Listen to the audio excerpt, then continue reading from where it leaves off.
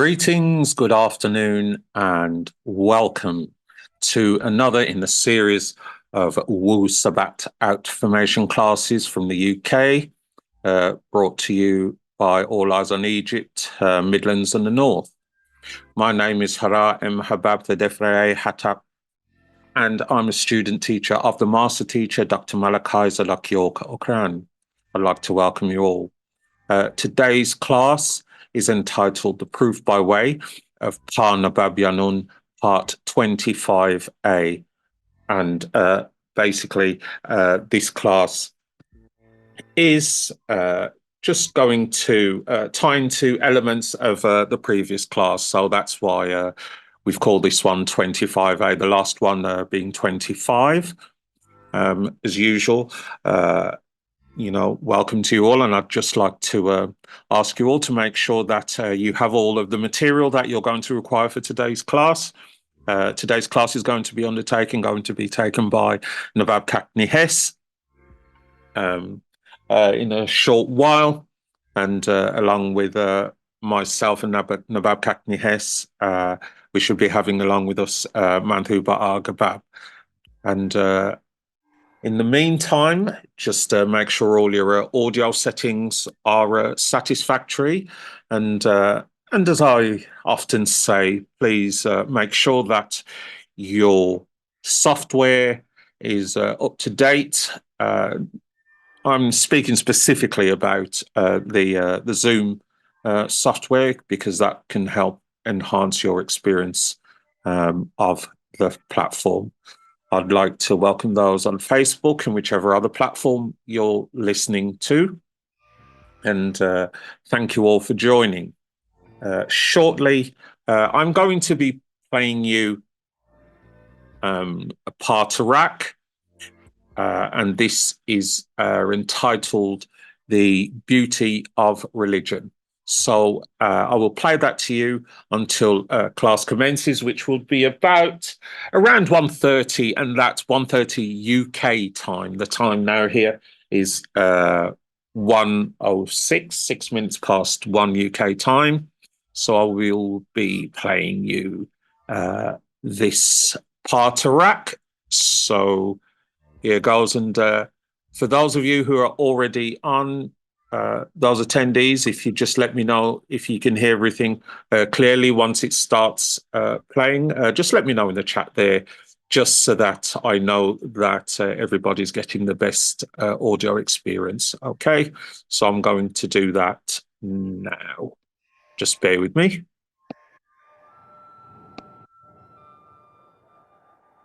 Know to whom or what you offer your soul, your essences, your being. 3. Know who offers you religion and why. 4.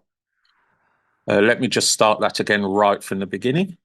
Part Tarab will be in 2 parts, and the first part will be done by Al-Kimamtet Nafir Asset Ray. Rahubat Yasar, I am Kimamt Tet Nifir Asset Ray. The beauty of religion. 9 times 27 equals 243. 1. Lo, my beloved race, please stop and check your soul, and to who and what you offer it. I incarnated in flesh as the warner of Negroid, and all who will listen to the actual facts and be guided to the way. 2. Know to whom or what you offer your soul, your essences, your being. 3. Know who offers you religion and why. 4. Why so much time and effort is spent trying to convert the African people to alien religions of those not Negroids. 5. Why so much money is spent to convert African people world over to the religions of other races of other lands from outside of Africa, when in fact we predate them all. 6. Is it the devil, demons, ghouls they worship as God, spirit, ghost, specter? 7. Yes, yet only to us, to them, Their God, Allah, Yahweh, is good, yet for us, it's evil. It weakens us down from 9 ether to 6 ether, then lower. 8. The thought of religion is beautiful for each race unto whom was sent a warner. 9. However, for that race only, not for all others, yet most seek to spread their race's religion to all others world over. 10. Yet neglect their own race. Missionaries in Africa, but not in Europe, China, or India. 11. America amongst Indians, yet they overlook their own race, the poor, sick, diseased, drugged, drunk of the Caucasoids, as they try and spread their beliefs to others. Why do they do this? It's simple, to win your soul. 12. You have your own 9 ether spirit forces. 13. They seek to drain out of you to feed their 6 ether forces. 14. I am a warner to you with what is your own salvation. Wu-Nuwapu. 15. Jewishism is good for that people who accept it. Beautiful religion. 16. Christism is good for that people who accept it. Beautiful religion. 17. Muhammadism is good for that people who accept it. Beautiful religion. And the same for Buddhism, Hinduism, Confucianism. All religions start out as good and beautiful for the race to which it was sent, and the warner of their own race. 18. Then evil takes over and tries to spread it to all others, like a disease. It makes those it's not for weak, sick, and dead, both mentally and physically. 19. The beauty of religion is for each race, each religion was sent. 20. What is good for one race may be harmful to another. 21. The book sent to each race in their own tongue is sweet sounding to them, noise to others. If the person who claimed he or she was sent to, 22. If the person who claimed he or she was sent as a warner, it means to their own race or subrace, such as Buddha was sent to the Southeast Asians, Indians, not the Chinese, Koreans, or Japanese. Each had their own warner. Research it. 23.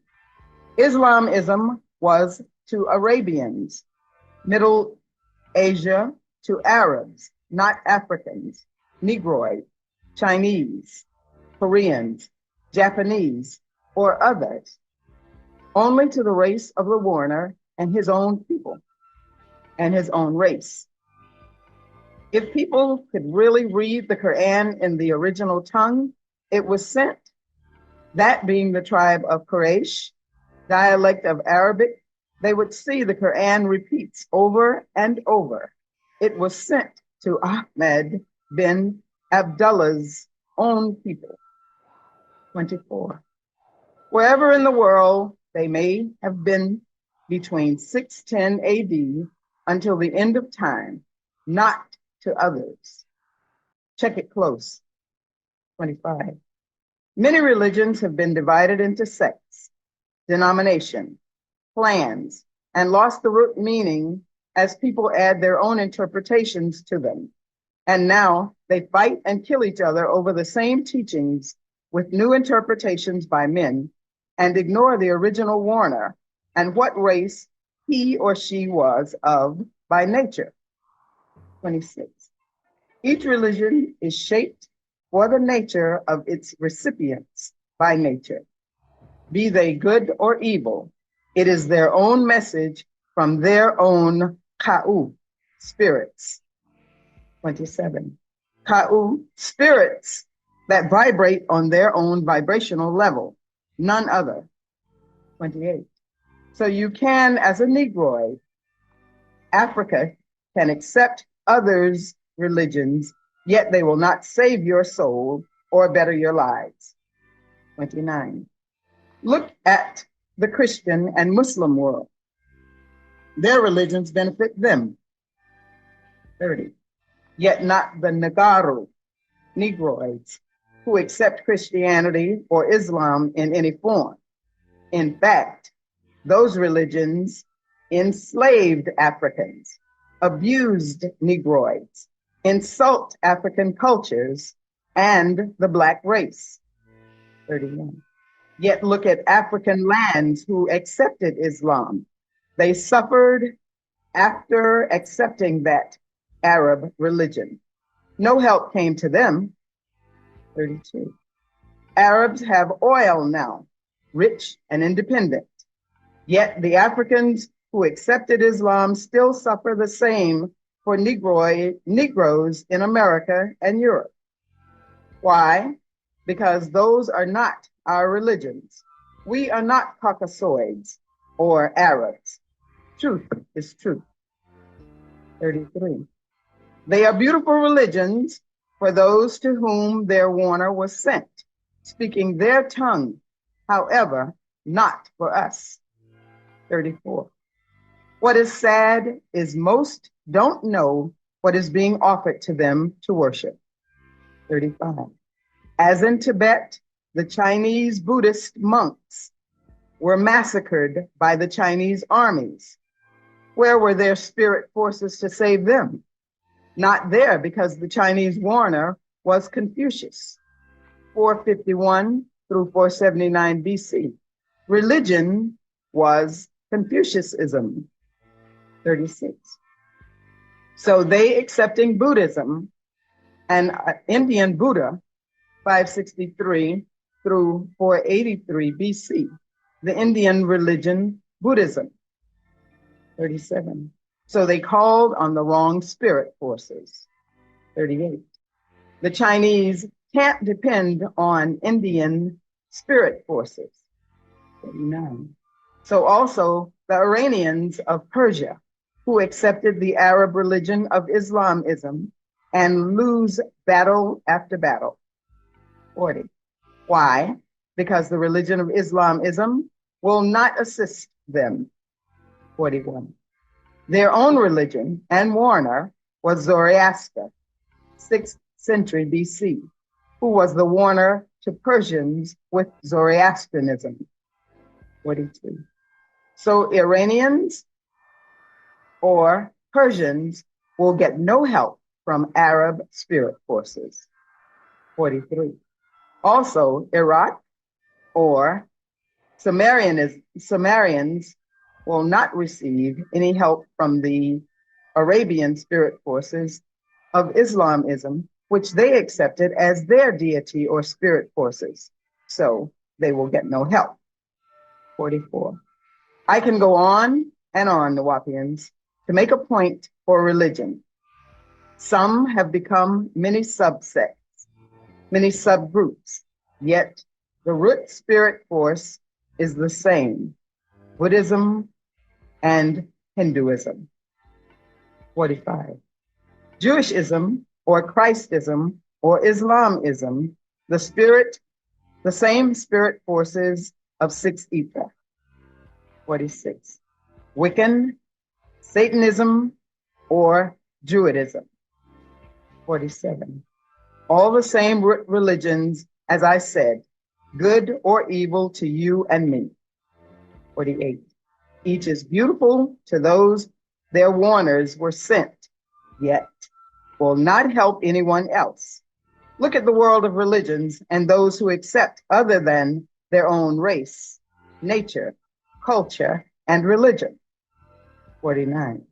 No help, only weakened unless they accept upward from 6 ether to 9 ether. We accept, and our spirit forces will help all. Yet first, you must make the ether link again. Return to Wu Nuwapu. 50. I Manzal Nathar Amun Nabab Re'e Akpata known as Atun-Re and Jahuti, say, I had to walk you through all the religious schools for that race. So, I, Manzal, Nathar, Amun Nabab, Re'e Akhtar, known as Atun-Re and Jahuti, say, I had to walk you through all the religious schools that our race accepted in order to give you what I came down to this planet to give you. 51. I found you as faithful believers in beliefs of what you know, not what or for whom. 52. Beloved children, if one does not know the composition and nature of what they worship, pray to, or offer to sing to, unrelated to them by spirit and blood. 53. Such as the spirits, gods, or angels, spooks, ghosts, unseen beings, their soul is in danger. 54. As their own holy books say, Isaiah 1, or their prophets, Isaiah 61, verse 1, the Spirit of the Lord God is upon me, because unto the meek he hath sent me to bind up the brokenhearted, to proclaim liberty to the captive, and the offending of the prison to them that are bound. So the Lord of this prophet Isaiah is a spirit. 55. Also in their holy book say, David, one of their kings and prophet, Psalm 104, verse 4, who maketh his angels spirits, his ministers of flaming fire. 56. So as you see in verse 1 of this same chapter 104, this Lord God is a spirit and his angels of flaming fire. Genesis 3:24, cherubim, Judge 13, Isaiah 66, verse 15, Luke 10, verse 18, and 2 Corinthians 11, verse 14. So do my people really know what those of the Bible and Quran really offer them? 57. Also in the holy book written by Paul, one of the chosen disciples of Jesus Christ, in his book says, Hebrew 11:1, now faith is the substance of things hoped for, the evidence of things not seen. So no confirmation, no facts, unseen hopes, faith, blind faith, beliefs. 58. Also in the holy book, Al-Quran, Muhammad, the prophet of Islamism, says in Quran 2, verse 3, who believeth in the unseen and perform prayers and spend out of what we have provided for them and from what we provided the offer as charity. 59. Now this is just one of the many translations yet to claim to be in unseen deity. That is one that they have never seen, so can't confirm he exists, but by blind faith, hopes. 60. For all those who accept the Torah, Gospel, and Quran knows their God, Yahweh, Allah, could be anything. And as for Christians who claim Jesus Christ came in flesh to them 2,000 years ago, this is what is recorded in 1 John 4, verse 12. No man hath seen God at any time. 61. On to verse 13 through 14. Again, a spirit, spook, ghost, and of Jesus Christ himself. The same book says, beloved, now are we the sons of God, and it doth not yet appear what we shall be. But we know that when he shall appear, we shall be like him. for we shall see him as he is. 62.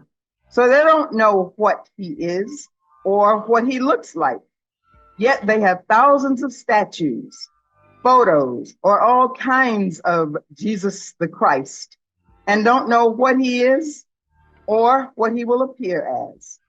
63. They don't know what they worship, yet you convert to their religion, hoping to be saved by their spirit God. 64. It may be a monster, demon, devil, whatever the evil extraterrestrial, as the cherubim, cherubim, fallen Molochim, angels. 65. You can't say that you know their family spirits. 66.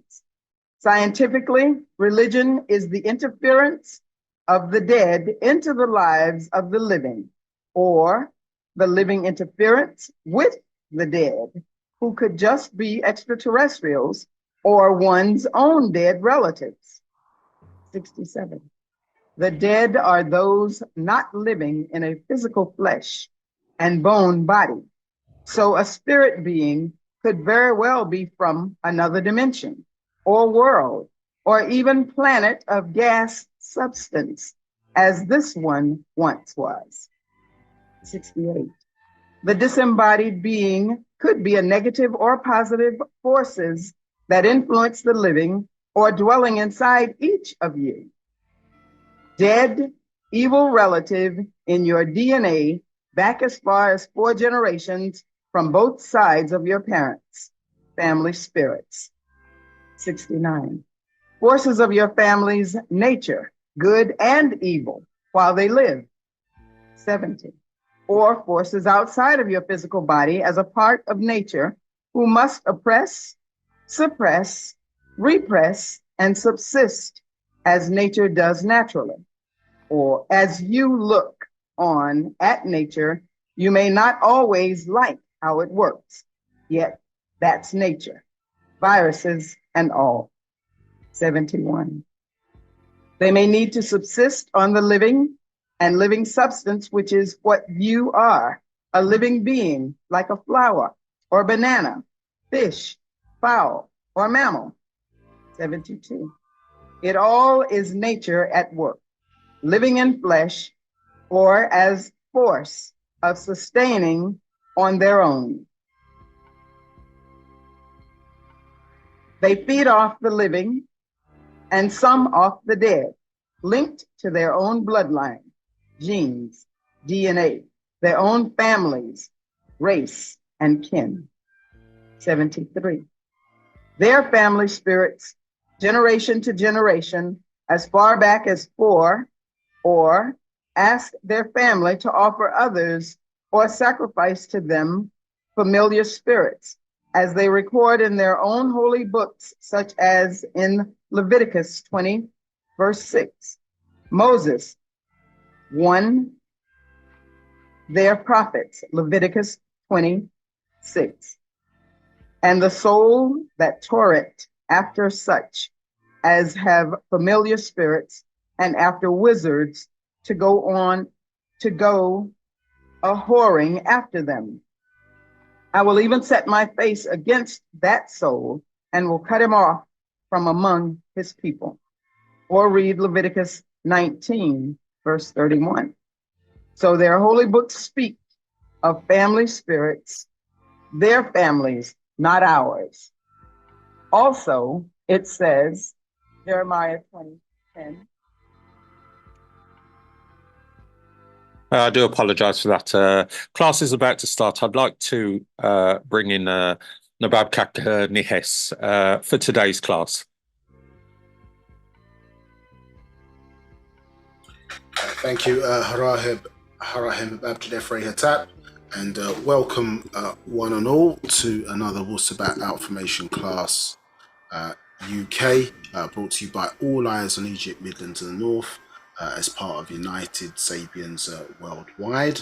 If you do want more information about who we are, check out the main website you see here in the right hand side of this virtual good news that we're bringing to you today. So United Sabians worldwide.com, and check out our Facebook page, All Eyes on Egypt MN / facebook.com, or the same All Eyes on Egypt Midlands and the North on YouTube. Both of those you can find resources available to get more information about who we are. And this science that you've joined us today, called Wu-Sabat or Wunawap, in various different guises and schools that we've been through. So welcome. As I say, my name is Nabab Hess. I'm the student teacher for today's class, the proof by way of partner Yaanuwn, part 25A. So I think we were looking to finish it around part 25 and sort of ran over time a little bit. So we're just going to go over into part 25A, and then part 25B in 2 weeks' time will be focused on a sort of recap quiz. So we'll go over several topics, do it in quiz fashion. So don't run away from part 25B because it's a quiz. We will ask questions, multiple choice in the main. You can give some answers, and then we'll give your answers, and then we can go through the answers together as a group, just as a bit of a recap before we move on to a different set of subjects. Okay, so I'm going to assume for the moment, unless anybody gives some feedback into the chat area, the sound is okay and that you can see the screen, just to save a bit of time. So if you can see the screen, which says Wu-Sabat Outformation Classes UK, and a paper on the screen, and if you can hear the sound okay above the music, then I'm going to assume everything is fine, unless we're advised otherwise, and we'll react accordingly. Welcome to those of you on Facebook Live. You're about 20 seconds behind us. You won't notice that, but you're about 20 seconds behind us on a live feed into that. So if you do want the sort of full experience, then the links are in the chat to join us directly on Zoom. But if you want to stay on Facebook Live, then that's fine. We're not always monitoring the chat on Facebook. Sometimes we are, sometimes we're not, depending on what's going on. So if there's any questions that you're going to ask, then you're better to join us on Zoom directly.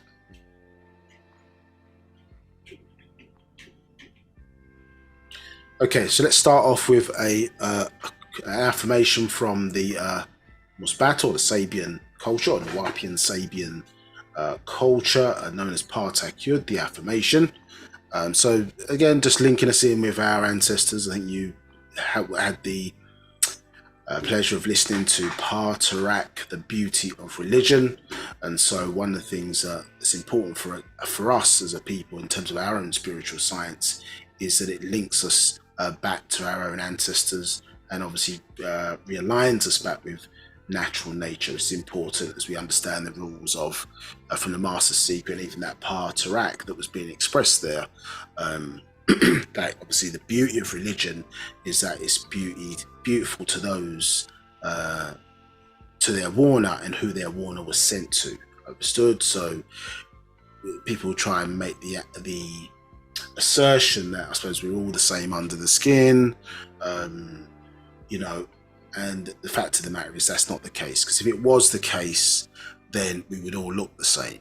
Yeah, so we look different because different people or different beings, understand, are responsible for our creation, and in order to enhance that link, so where they are as their, let's say, their higher ancestors are, and their children as their descendants are, then they create a mechanism for them to connect with each other, so that the children, if they fulfill their potential, should have a pathway to become their ancestors at some point within their own ascension journey. And so their way of life, their culture, their religion really establishes that connection and maintains it for those who have the power and the mechanism or apparatus or capabilities to live in this life and obviously transition at the point of death. And so for those, some, as I say, it's not all the same ascension journey for everybody, but that's broadly how it should work. So you can't choose your religion. You understand? It's based upon your DNA, obviously your makeup, etc. That's what will choose your religion for you. And if you want the religion that you're choosing to give power, you understand, to you, understood? Otherwise, you're in danger of idol worship, IDLE, understood? So idol, not IDOL, idol worship means that you get nothing from it. No power is derived from when you call upon deities or forces other than your own kind. Yeah, so is it racist? Well, I suppose in that fashion, it's right racism insofar as understanding nature's rules and how those spiritual rules, I suppose, in that context work. You understand? Because one of the things we've been suffering from is that we are spiritually ignorant. So we don't know those rules, and therefore people are able, other races or other forces controlling those races are able to take advantage of those who have the real power. Understood? In that regard. So if you pray the wrong way, you can become prey. P-R-E-Y. Understood? So so this is what we don't want. Now, so Partak Yud, the affirmation, some cultural expression for us just to tie us in and to give us a positive experience for the class today. All forms of positive thinking. This is what these things are, or you could see them as a form of spiritual aerobics. Okay, so let's just help by switching over the sound for one moment.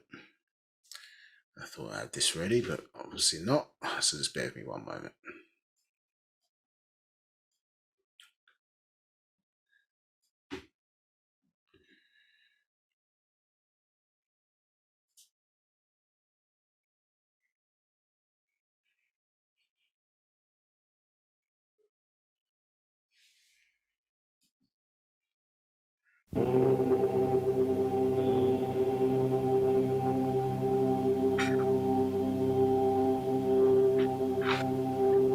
Barur, Nabab, Nathar, Mukhtar. Na'ut Bugdad Baded Ata, Na'ut Mukhlas Baded Yaanuwn. Partak Yud. Anuki Jawef Pa Ashuk Empa Pa'ut, Kalel Ashuk Pawun Jawef Nea. Anuki Kasam Un Empa Pa'ut, Pa Pa'ut Kawun Kasam Un Emnea. Anuki Wahu Ameh Pa Pa'ut, Pa Pa'ut Kawun Wahu Ameh Nea. Nakuk Kadur Najuk Ameh Kasam Un Empa Pa'ut, Wu-Sabat Ameh Mushachas Un. Nakuk Kadur Kawan Kalel Pafef Nakuk Arud Jawef Pa Pa'ut, Ameh Waseh, Ameh Aradni Kawun Lekei Neye Pakoy Jawef Pa Pa'ut, Anuki Biye, Anuki Yaped Biye Nafashni, Pa Pa'ut Kawun Anuki, Pa Pa'ut Kadur Nakuk Kadur, Pa Pa'ut Amul Nakuk Amul. So, for the benefit of everybody's understanding, we said, Holy, Holy, Holy, Master, Overseer, Almighty. And then we said, no God except Ptah, no Savior except Yaanuwn. And then we said the affirmation. And then we said, I am inside the divine love of the all expanding, and all divine love is inside me. I am a part of the all expanding, and the all expanding is a part of me. I am one as the all expanding, and the all expanding is one as me. I can succeed as a part of the all expanding and fail as an individual person. I can be all that I wish in the all expanding, as long as my wish is to stay in the all expanding. I am never by myself. The all expanding is, I am. The all expanding can, I can. The all expanding does, I do. Yeah, so we've been exploring, I suppose, maybe the inner meaning, if that was like a way to describe it as, or more of that as they've been going into. So maybe I won't do it today, but unless there's questions on it, of course, but we'll cover that more in the recap class. But there's much in that affirmation, and it's, as I say, said on a daily basis, and it's, as I say, a form of positive thinking for us, and obviously in speaking the language, helping us to realign with our ancestors and with the tones of natural nature once again. Now, if you just join us on Zoom for the first time, then a quick introduction of how we use the software in this webinar. So if you need to adjust your audio settings for any reason, then there's some options on your toolbar here to the left. The chat area is a place for feedback. You've also got emojis or reaction buttons, excuse me, with emojis and different types of symbols depending on, say, how you want to interact with the class by giving your feedback. Thumbs up, thumbs down, love hearts, whatever the case may be. Now, you can select everyone as your distribution option, and then that enables everybody in the chat to see your messages. So it could be feedback, whatever, class, what's taking place. So generally not questions for myself as the student teacher today. So anything else in relation to that. So not can't ask questions. It might be he posts out what book is that, whatever. So that may be something to say, put that in the chat. If it's a question directly for me to answer, then there's two other options that we're going to use. So the first is you want to come through live and ask your question, then simply raise your hand. And when prompted by one of the moderators, if you've joined us on the internet, then you see this message appear asking you to unmute yourself. So we call you by a first name only, your full name, or whatever tag you've joined in on. And so you'll ask to unmute yourself, simply do so, and you'll come through and be able to ask your question.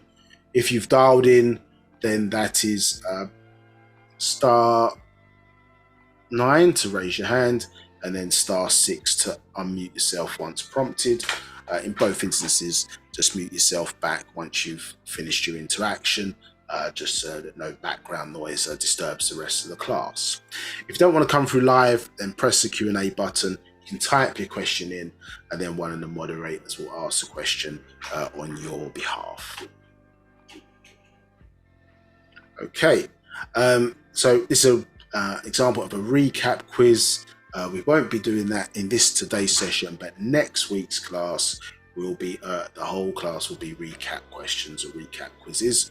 So, you know, as I say, sometimes our people don't like exams, but the Yaanuwn nation, do you understand, is obviously a way for us to, you know, help us with our learning, do you understand, or retention of what we are expressing today, and also whether we're doing a reasonable job as student teachers to convey the information, and whether you're retaining it in memory, understood and understanding what we're saying. So I'm not here to sound heavy, but obviously we're here to help you understand what the master teacher at least has given, you know, since 1963, in terms of writing books, etc. And if we don't understand it, this is just fairly pointless, us being here. So interacting, if either the answers are wrong, whatever, it doesn't make a difference. It's all anonymous when we do this stuff, but it's obviously for your knowledge or whatever, to test yourself to see what you know and have understood or have picked up, so on and so forth. So even if you haven't been here for part whatever from 1 to 25 in this round of classes, doesn't make a difference. Simply give your best guess. You may know some of the answers in any way, and if you don't, then we'll go through the answers together and, as I say, give a full and proper explanation, and then maybe questions then arise out of that.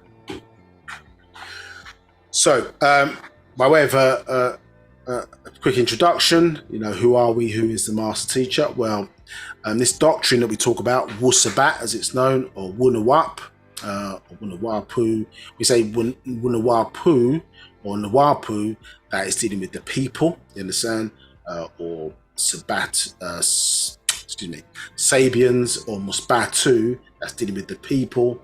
Obviously Wu-Sabat or Wunawap is dealing with the culture, understood, and the science of Wu-Sabat. So each of different races, as that introduction alluded to there, that parteract that you were listening to, means that each of different races has their own spiritual science. Yeah, this is the knowledge that was restored to us by Dr. Malachi Z. Kabina York Octrine, because the illness or sickness that we were suffering from, which has been properly diagnosed and referred to as the spell, you understand, or we call it the spell. Throughout the ages, it's had different iterations, understood? So, and people have heard this many times before, but for those who are new, so the spell of Imam, this is the spell as it was known in ancient Egypt, and was a spell of amnesia, understood, or forgetfulness. So we forgot many of the facts, obviously, that we once knew, and obviously knowledge is power, as you're aware. So obviously, if you're ignorant of that knowledge that pertains to you, who you are, your purpose, your place, and how to make nature work for you spiritually, then obviously you're going to weaken as a result. You understand? The next iteration of the spell was a spell of Kingu, as it's known in Sumeria, and basically that was a spell of religion.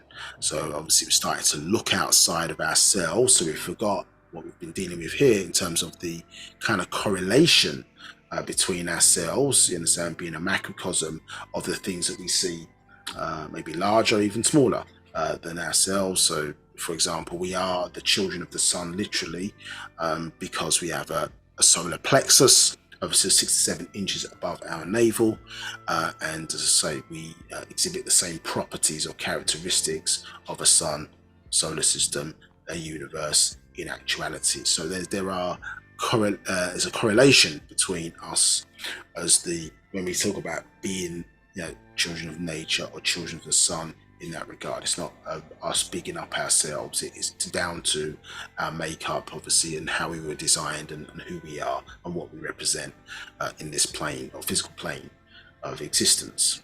Understood? And then the last aspect of the spell, or the most recent aspect of the spell, is the spell of Leviathan, and this is coming with as it's known in the Bible, and that is dealing with, as I say, the spell of money. Understood? And so not so much the fact that we need money in this society in order to survive, but the fact that people are putting money, as I said, in that regard over their soul. I'm not talking about people buying expensive things because that's what they want and all that kind of stuff. That's not what I'm making reference to. I'm making reference to the fact that a person is making decisions, etc., and thinking that this money is real, when in actuality, and they'll kill, do whatever, you know what I'm saying, to get ahead, to get this money. But it's not really real insofar as, if you think about a transaction, let's say, I don't know, I need to buy a chicken to eat or whatever. Well, you're going to take this money, you go and take the money, you go to the supermarket, you hand over this piece of paper, do you understand what I'm saying? And then you pick a chicken, you pick a chicken off the shelf, you hand over this piece of paper called money, they give you a chicken, do you understand? Then you walk home or whatever, you cook. So between you and this particular, now obviously the farmer who raised this chicken, if that's where it's come from, you understand? The chicken was, let's say, gifted by nature in that sense, grown or whatever, within the environment. This particular farmer's reared it, understand? And then basically selling it to a supermarket as part of a supply chain, and then it's gone through this journey and ended up on the shelf where you've bought it. So the initial process started with natural forces being utilized or manipulated in a way, to enter into a supply chain. It doesn't start with somebody handing over some funds or money. If you had the land, if you had the resources and the know-how, etc., you could easily rear that chicken yourself and do exactly the same thing with no money involved. Because the energy that allows that to happen is inherent within the natural system. Do you understand? And so the fact that for some way there are many different steps between you as the consumer, understood, and what we are calling the producer, understood? Yeah. So the real provider is nature, Mozaku, or the providers, you understand? As the Riskians are known as Mozaku, the providers. So someone has introduced a number of different false or fake steps, pushing us further away from the reality. Maybe so much that maybe a young kid coming up in this society might feel that, you know, chickens come from Asda, Tesco's, you understand, they come from supermarkets or whatever. They don't come from a farm and all that kind of stuff, do you see? Because their interaction away from the reality of how it arises, in a sense, is basically missing. So the fact of the matter is that we've put all this energy into money and then forgotten to some degree of where the true power originates from. And where the true power originates from. It doesn't mean that we can't utilize, need it, but money represents energy. Understood? Money represents energy. And so in that context, you know, we have to understand that or get back to that reality, even if we're using it as a mechanism for economic transaction. It's understanding what sits behind it, understood, in that context. And somebody's asking me to raise my volume. I'm on chill today. Let's see if we can get that volume up. Is that better? Is that better? Just give us some feedback on that. Baba did say Mr. Cool is out, so I don't know, do I have to speak up like pastor preacher style with more energy in my voice? So let's go for that. Okay, is that better? Let's have to start. Okay, so Mr. Cool is out, so let's jump that up a bit. So anyway, so we see that we were sent this individual who we referred to as the master teacher, as a master of teaching. Yeah, Dr. Malachi Z. Kabina York Okran. And as I say, one of the things it was crucial is diagnosing, this spell. And doesn't get enough credit for that. I was talking the other day around that to say, you know, I think in the last class, isn't it, we were talking about the fact that, you know, who has done a proper study on the impact of wrong racism on the human psyche? And who's really done that? Well, actually, in actuality, the person who has done that for us is Dr. Malachi KZ York Kabina Okran, or ZK York Okran. And never really given the proper credit for that. You know, a lot of things that we were taught in the 60s, whether it's fasting, we didn't have fancy names, we just referred to as fasting, and the health benefits and so on of certain knowledge that was known from, I suppose, the East and brought onto the West. And now we see others getting credit for being experts in intermittent fasting, where these are things that you were taught back in the 70s, the 80s, so on and so forth, in a manner that was digestible to you, that you could make it part of your culture. And why a lot of people who have followed those principles and rules don't tend to look as old in old age, maybe, as some others look, you understand? So there are things that say the diagnosis was crucial. And say back in the 60s, or 1963 in particular, when the master teacher first started writing books, that diagnosis from books like the Nine Ball is evident. It was a diagnosis of the race, not necessarily diagnosing people as individuals. It's a diagnosis of the race and the problems that we were facing at that particular time. And then a roadmap was laid out to how we obviously get back, not only in all ways, 360 degrees mastery of the physical, so whether that's economic, you understand, working together, etc., and also the esoteric side for realignment back with our own forces and ancestors, and who were the real or true enemies of our people or progress, you understand, at that particular time, and even to today and now, because this spell that we've been suffering from has blinded us from those realities. And the fact of the matter is, people pray, let's say positively, or do spiritual exercise, I want this, I want that, etc., etc. But equally, one must also not only pray for protection, but pray against their enemies. If they've got enemies that are specifically targeting them simply for who they are or you are, then you must pray against them to keep their power down, while our power rises. Do you understand? Otherwise, in this society, the way they do things is that they trick you into diverting your energy into forces that work against you, and that's what keeps you weak. Yeah, and remember, we gave you in this set of classes, and maybe even prior as well, the story of Aset and Ray. Yeah, and so, although it alludes, there's many different symbolisms within that story. Remember, Ray was all powerful, and Arashta or Aset or Isis, as the female, remember, she crafted the snake which bit him from his own spit. You understand? And so the venom, when the snake bit him, the venom, obviously, with the poison that she introduced, was of his own DNA. You understand? So therefore, this is how he was able to get weakened, understood? And so understanding maybe some of that principle is that they're going to use your own, you understand, your own ways against you. Do you understand? In a way that maybe you take it in, but there's poison, understood, within that mixture. Hence, you know, so you've got these watered down versions of religion, which, as I say, repurpose some of our words, our tones, and things of that nature. They maybe allude to the fact that they even link to Africa or link to things that we would be close to or aware of, but in actuality the energy is being diverted to a different route pathway, not of your own ancestry. Do you understand? So unless we uncover excuse me, many of these deceptive ways, you understand, tricky ways that have been imparted upon us, we will continue to lose in that context.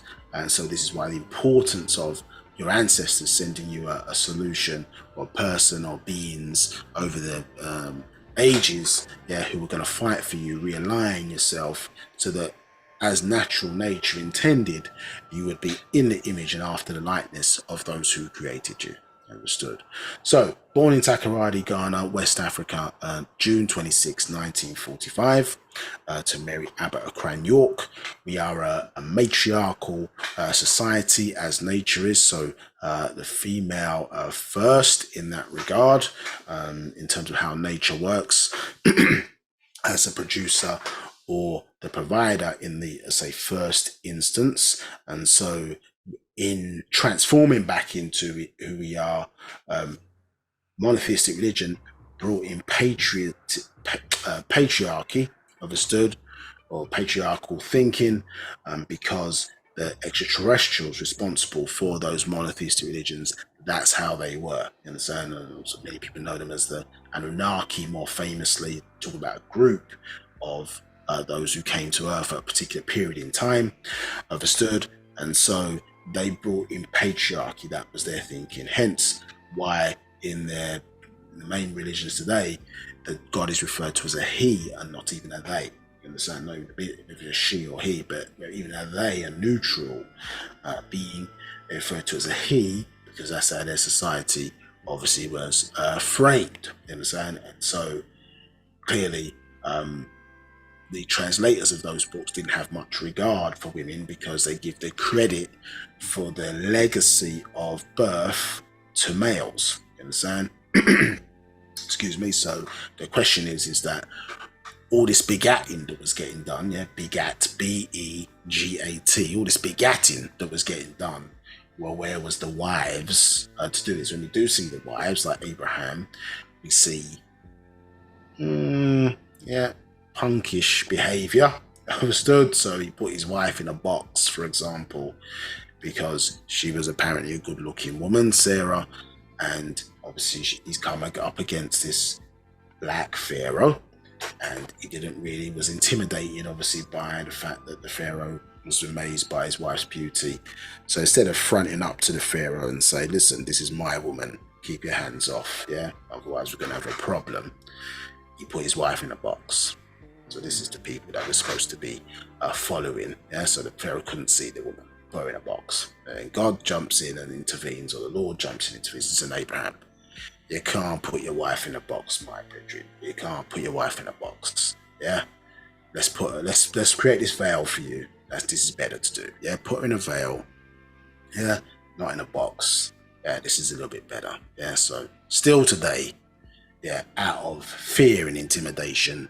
That's why we have veils introduced. So this is the religion that we've been putting our soul in afterwards, and following because of these practices. So a whole group or set of beings who have tremendous spiritual potential. Obviously their intelligence is there to shape the world how nature intended, obviously have been suppressed because of, as I say, us following or this vibration that has obviously permeated the world through monotheistic religions. So the liberator of women, as one of the terms of Dr. Malachi KZ York, is because of restoring back or giving back the knowledge of the sacred feminine to put her back in a rightful place, as nature is also seeking to do, which is what your 2012 phenomena was about, in a sense, part of the hereafter on into the thereafter. So hereafter is when the devil's rule ended, when the 9th of September 1999, and then the thereafter is relating to 2012, in a sense, of the rise of the female back to power. Now, it doesn't mean if you're a man on the call that you must be subservient or whatever to women in all instances, and let them do what they want to do, etc., etc. And not let them do, but you understand what I'm saying. Let them do what they want to do to you. More clarifying that part. No, that's not the intention here. It's respecting the fact of the sacred feminine, obviously making sure that sufficient room is allowed for women to grow back into the sacred feminine, do you understand? And men are not there imposing their will and qualities, etc. It doesn't allow space for the person to grow. But because we've gone through the change we've gone through, what that means is that we're both equal. Yeah, so like the circle and the square. Yeah, so a man is greater in a woman than what he does, and a woman is greater than a man in what is greater than a man in what she does. So, but the circle and the square, both of them are 360 degrees. Yes, but they appear different here on the physical plane. You understand? But in saying that, the source of who we all are, we all came by way of the womb of a woman. You understand? And came here by way of a black hole. That acknowledgement of those facts, understood, and how nature has presented that growth pathway within the woman, we must acknowledge that, you understand, as the source, it's a true source of us within Parpaut. So, Mary Abbott of Cran York, and so we always look at the parents of our leaders or teachers. It's important to acknowledge our true deities, I suppose, in this particular world and environment. That's what we must look to first. If it wasn't, whether they were good or bad people or not, you understand, is to some way important, but reality is you wouldn't be here if it wasn't for your mother and father. So before people start jumping thousands or hundreds of years to beings who they've never seen, never acknowledged the presence of, other than the beliefs in their own mind, understood, we must acknowledge our reality of who we are as human beings, and our first deity or first idea of deity is our parents. You understand?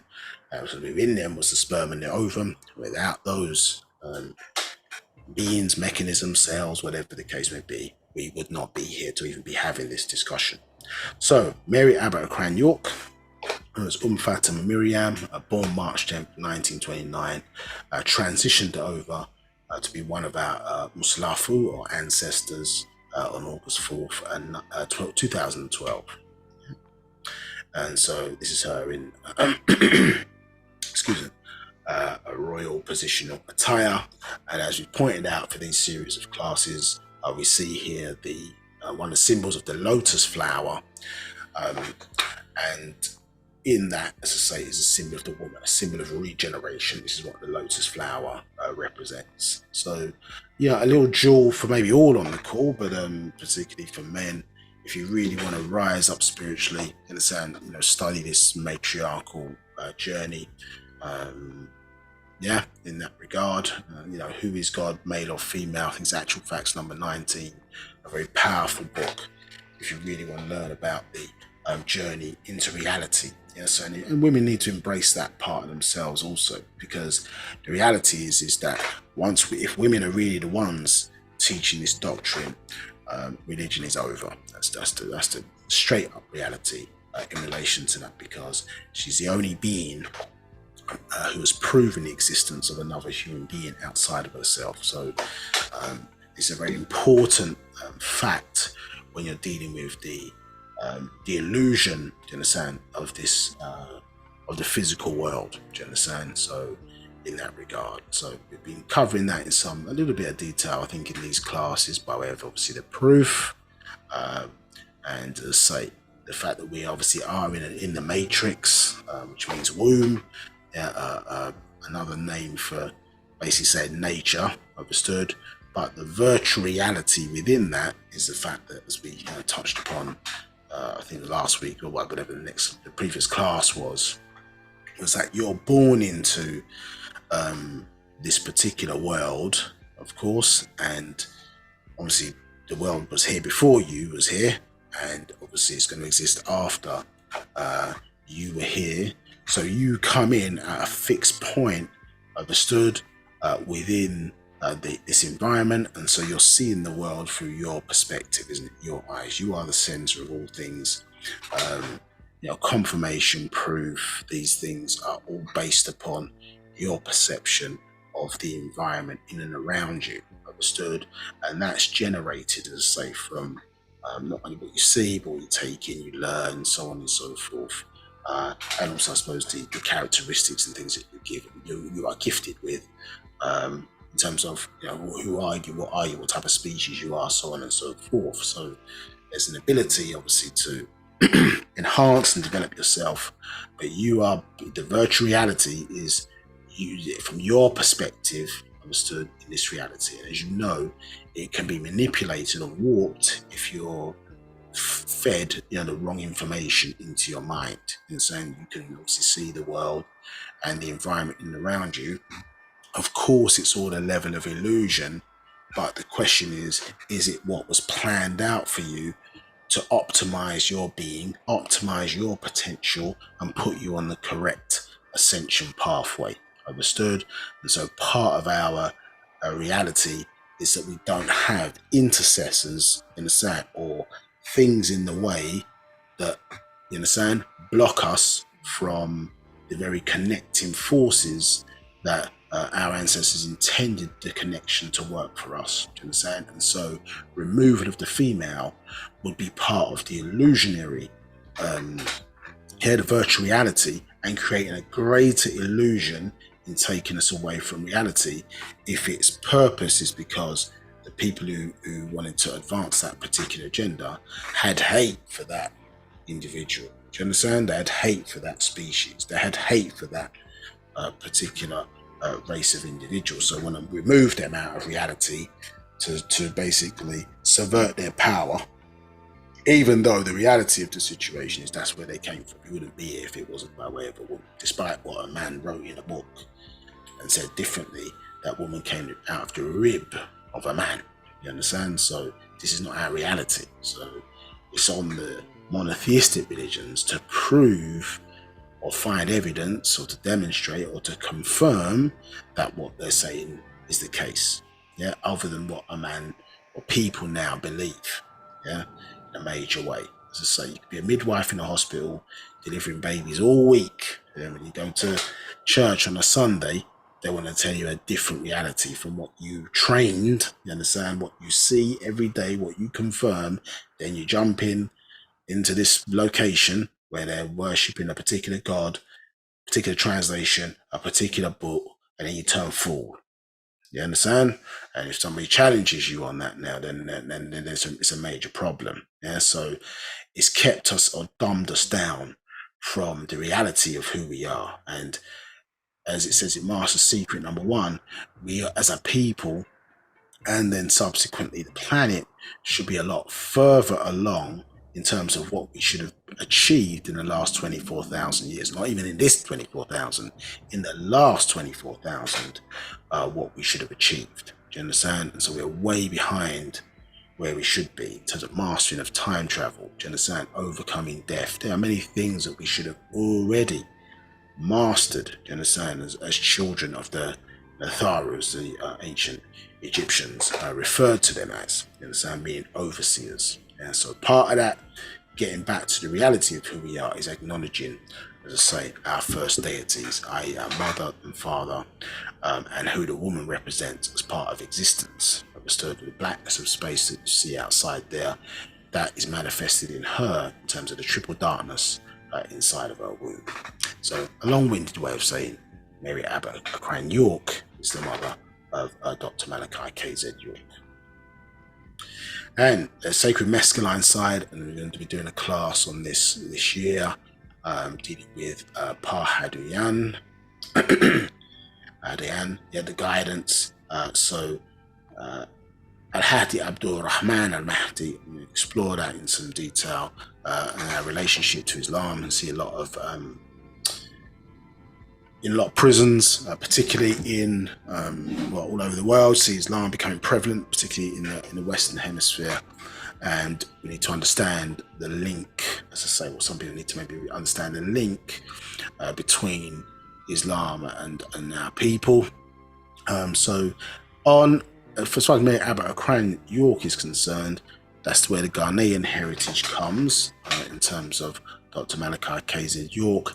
And as far as his father on the sacred masculine side, this is where the Sudanese heritage comes from, obviously by way of this line. And so Sayyid Al-Hadi Abdul Rahman Al-Mahdi, born 1922, assassinated unfortunately in 1970, was a great leader in his own right, as was his father. But maybe the most prominent person within this group is Sayyid Muhammad Ahmad Al-Mahdi. Do you understand? For those who are not living anymore, the most prominent group is this particular master spiritualist and Karama. It's a master Karama, I should say, or spiritualist. They're a very powerful individual. As I say, and there's a film coming out. I did say June. I think we mentioned that, D-U-N-E, June, which is coming out. I think it's maybe February. No, not February. I think March. The first in a lot of press surrounding it at the moment, and the main character in that is called the Mahdi. Interesting enough. So I'm sure we'll see how they play it out. But if it's true to form, they'll probably misuse the way in which that title is being given, and make the person probably look crazy. But you know the real Mahdi, and maybe what you do is say is teach a class so you can know about what it means back then and even today. Because even most don't even know that it's still all world religions tie back into ancient Egypt. You understand? Yeah, all world religions tie back to ancient Egypt. And so, the question needs to be asked is, why have they got a pyramid, which is called the Kaaba, you understand, sitting in the middle of Mecca? As we explained last time we were on, that the pyramid, remember, is a cube on it, with one of the corners dumped into the ground. Do you understand? We were teaching, remember, we were talking about anti-construction versus anti-destruction, etc. And so one of the corners of the cube is sitting in the ground. Understood? And so the Kaaba is really an ancient Egyptian structure. It's not an Islamic structure. And even the word Kaaba, you see Ka'ah and Ba'ah, and saying Ka'ah spirit and Ba'ah soul. Understood? Dealing with the breath at two states. So, and obviously on the Kaaba, or the corner of it, is the black stone, or what they refer to as black stone. But actually it's pieces of the original comet that seeded life here, or helped to seed life here on Earth as part of a number of different processes. But those are the original pieces, let's say, that initiated or helped to initiate or seeded life here. So they don't even know what it is they're running around, or why it's important, and why it was placed in this particular, at the center of the planet, which was the center of the planet at one time, as a navel of the planet, to denote, the source of life. Is when you have a navel, your navel is connected to who? Your mother, and the sacred feminine, the female. So the M, other, M other. Mother, M other. So the other is you, understood, connected by that umbilical cord, understood. As a race, we're connected, obviously, all together by an etheric umbilical cord, that connects us as a race to our higher ancestors. So same system, different densities or vibrational levels. And leading us on to obviously Dr. Malachi KZ York, so the founder, source, and who our ancestors they gave us. Because in this 24,000 year cycle, yeah, if we understood or knew our culture, we would have known to expect that Amun, Nabab, Rayay, Akhtar, who the Egyptians referred to as Tahuti, also known as Atum Rayay, understand, who comes, as I say, at the end of the cycle to renew our story. And so obviously, clearly, if you think about the conditions that our people were suffering from, etc., we certainly needed our mind restored back again. You understand? So a new, not just mindset, we needed to be rebirthed mentally once again, to be realigned with how our ancestors fall and get back on our proper ascension pathway. You understand? We were obviously through the process of slavery or enslaved or kidnapping, we were simply, not say simply, but regrettably, we were a battery for other races to function, particularly the Mukasu or the white race. We've become a battery, and maybe still are to some degree, a battery for upholding, you understand, their lifestyle, their way of living, you understand, and we were subservient, and still are in the main instance subservient to their gods, be it the battery or the power behind the society. And they've been fooled and tricked into that position, and a new being had been created, a very ignorant being, you understand, lost their language, culture, understood, spiritual power, all these things have been lost, understood, because of the interference or interception within our genes has created a being that looked like those ancient Egyptians, that looked like those ancient Africans, you understand, that looked like the children of the Tharu, but thought it had the ways of the Mukasu, understood, so dead mentally, understood, so that had to be restored through the power of Wu-Sabat, understood, which is by way of the female first, yeah, so mother had to be shaped to give birth to a physical being that was able then to in-house, yeah, various ancestral forces that would be necessary, as I say, to give us the information that we would need to take us out and cure us of not only the disease that we were suffering from, but take us out or help us to help ourselves, take us out of the conditions, yeah, the hellish conditions that we find ourselves in today, understood? And so, as you see there, age 25, Isa Ahati al-Mahdi was the presentation required to do with the religious aspect of the poisoning of our mind, understood, and turn it into something that was positive, you understand, to work with, hence the use of the word truth. Yeah, so something can be true according to that degree, but if you take it outside of that degree, that doesn't make it fact or reality. You understand? So we wanted to worship in religion, so the being said, well, I came giving you what you wanted, so you'd learn to want what I really came to give. Do you understand? So in that regard, the Wu-Sabat was too foreign for us, and so we wanted to worship what we already used to, what we're being given, what we were in this society, Christianity, Judaism, and Islam, etc. But those didn't hold, or at least in the perception of how they are today, certainly the forces behind it were not of our own ancestry. Do you understand? So we had to walk through a certain journey as the antidote to peel off the sickness that we were suffering from. Understood? And so in the hereafter the devil's rule ended, or their 6,000 year rule ended, then we were ready now to walk back into who we are and be presented with Wu-Sabat once again, by way of the combination of obviously Dr. Malachi KZ York, as we're referencing the physical being, and the internal, or like being known as Nabab Yaanuwn. So he was there from, let's say, 63, but came prior to that, see, when they intervened, when America dropped the bomb on Hiroshima and Nagasaki.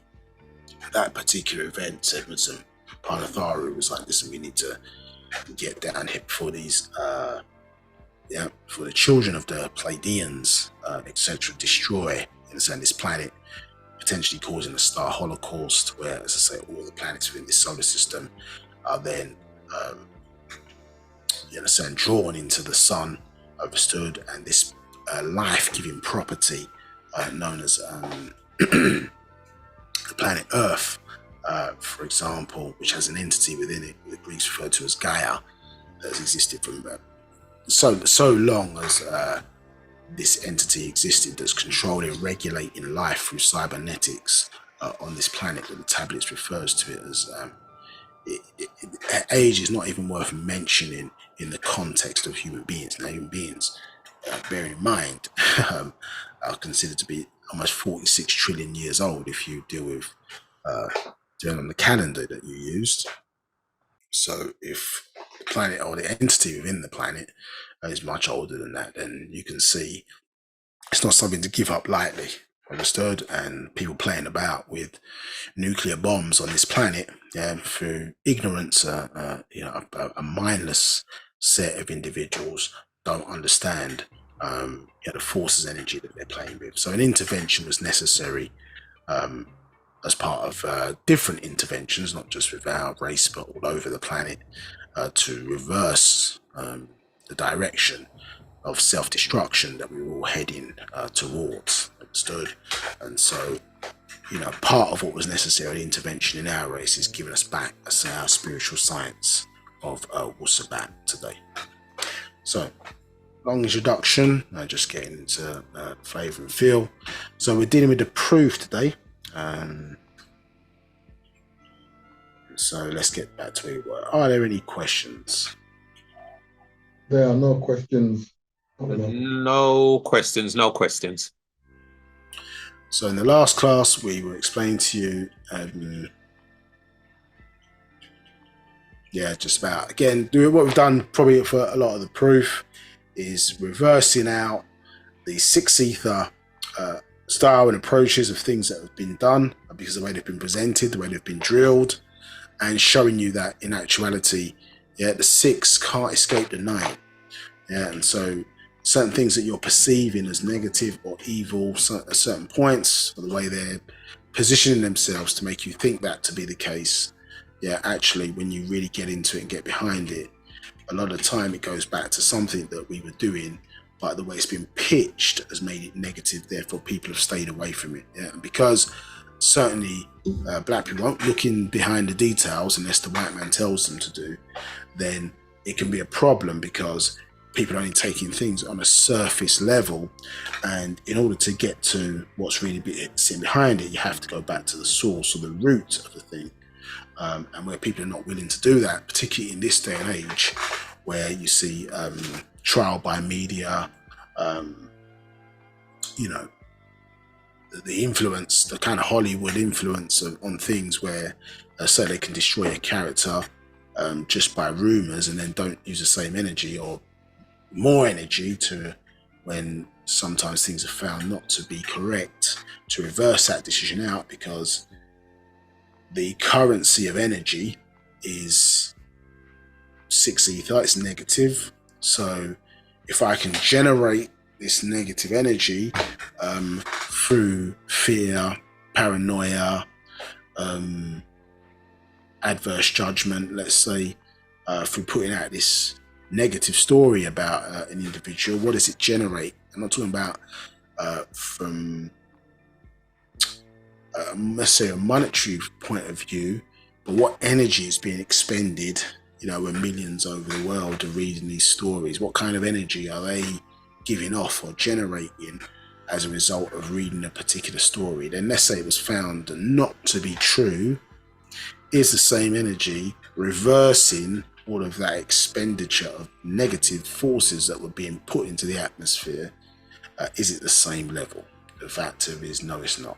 Understand? So do we hear good news on the news, or do we hear more bad news on the news? You understand? So these things, you have to see who, and I think I made the point previously, particularly from our race, or the Nagari or Negroid or black race, who is making, is the society not set up, if you really look and do a double take, so you look again, where many are just simply making money off of our pain. Yeah, our emotional expression. What's that pain coming? It's energy, emotion, isn't it? Yeah, emotions. Who is making money off of our negative emotions? Yeah, and how the sort of movie industry. So I saw a program the other day. I mean, I shouldn't have been surprised, but I was watching some program. I thought, this is interesting. Let me see if I'll get into it or whatever. And the white guy obviously was the star. You understand? Even though he was, I think, in the particular story, he was coming out of prison, coming back to his hometown, and there was a sort of black guy in the movie, or the program or whatever. And then the first episode, the black guy is a betrayer. He's getting punched in his face. You understand? He's done something. Even though the white guy killed somebody or whatever and was in prison for it, the black guy was the one who was responsible for, or had something to do with why he ended up in prison. I thought to myself, this is the typical MO of these types of situations, where you as the black guy are going to be the or woman are going to be more so black man, but more going to be that sacrificial lamb.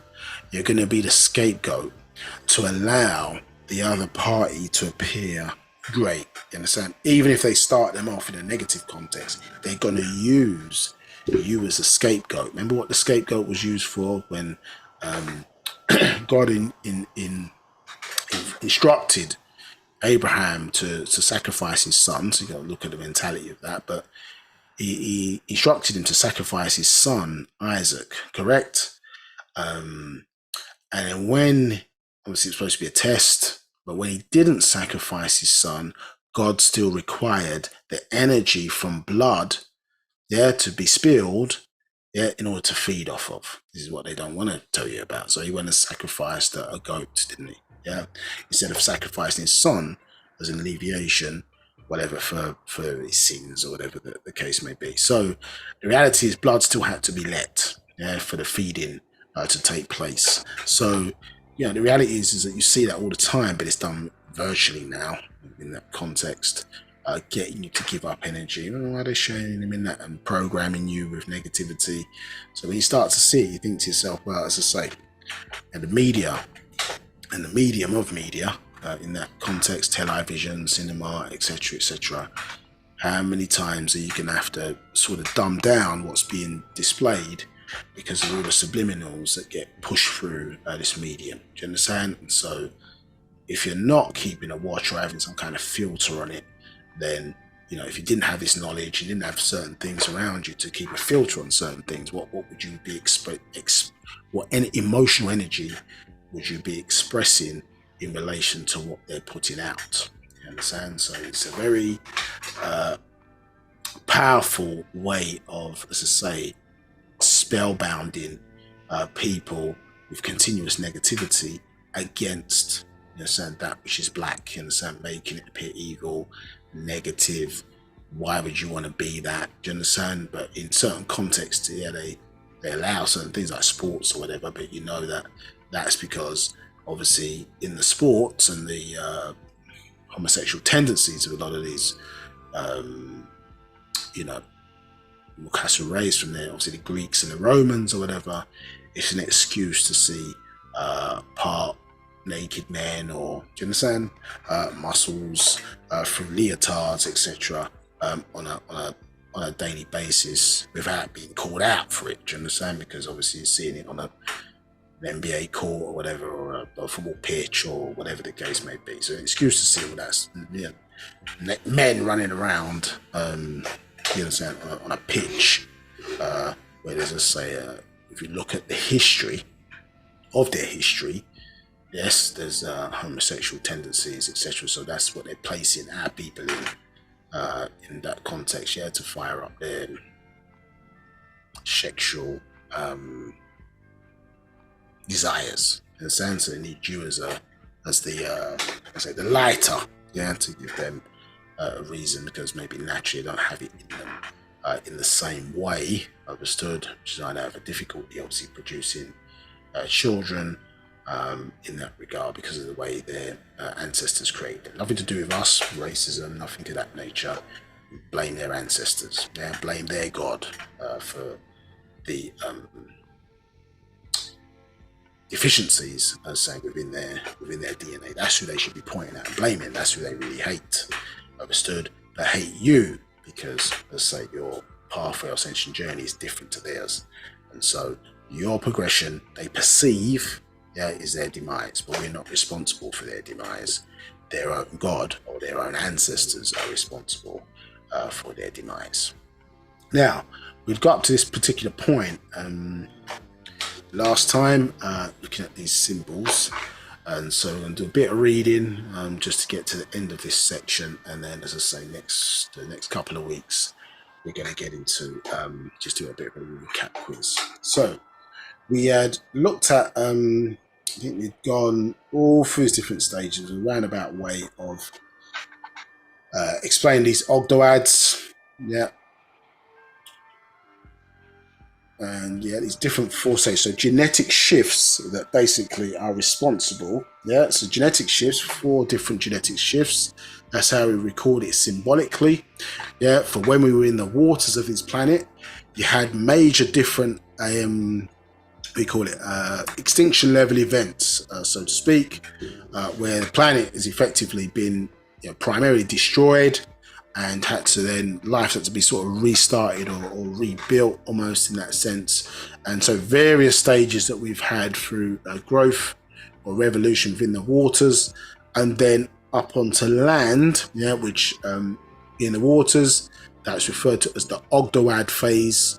And then on into land, the Ennead phase. So the octave deals with, from a numerology point of view, deals with 8, and Ennead deals with 9. You understand? So in the waters, and then on to land. And actually, if you look at our life journey today, the way it's been designed, understood, from the mental down into us in the sperm and the ovum, we spend all of that kind of first year of life in ether, into a water environment, of sort of dense water environment in terms of the sperm and the ovum, and then obviously we're born into less dense water known as water vapor, where we're using our lungs, not our gills, to breathe, understood. And so the journey of us as a race and how we arrived here, do you understand, is still captured within the life journey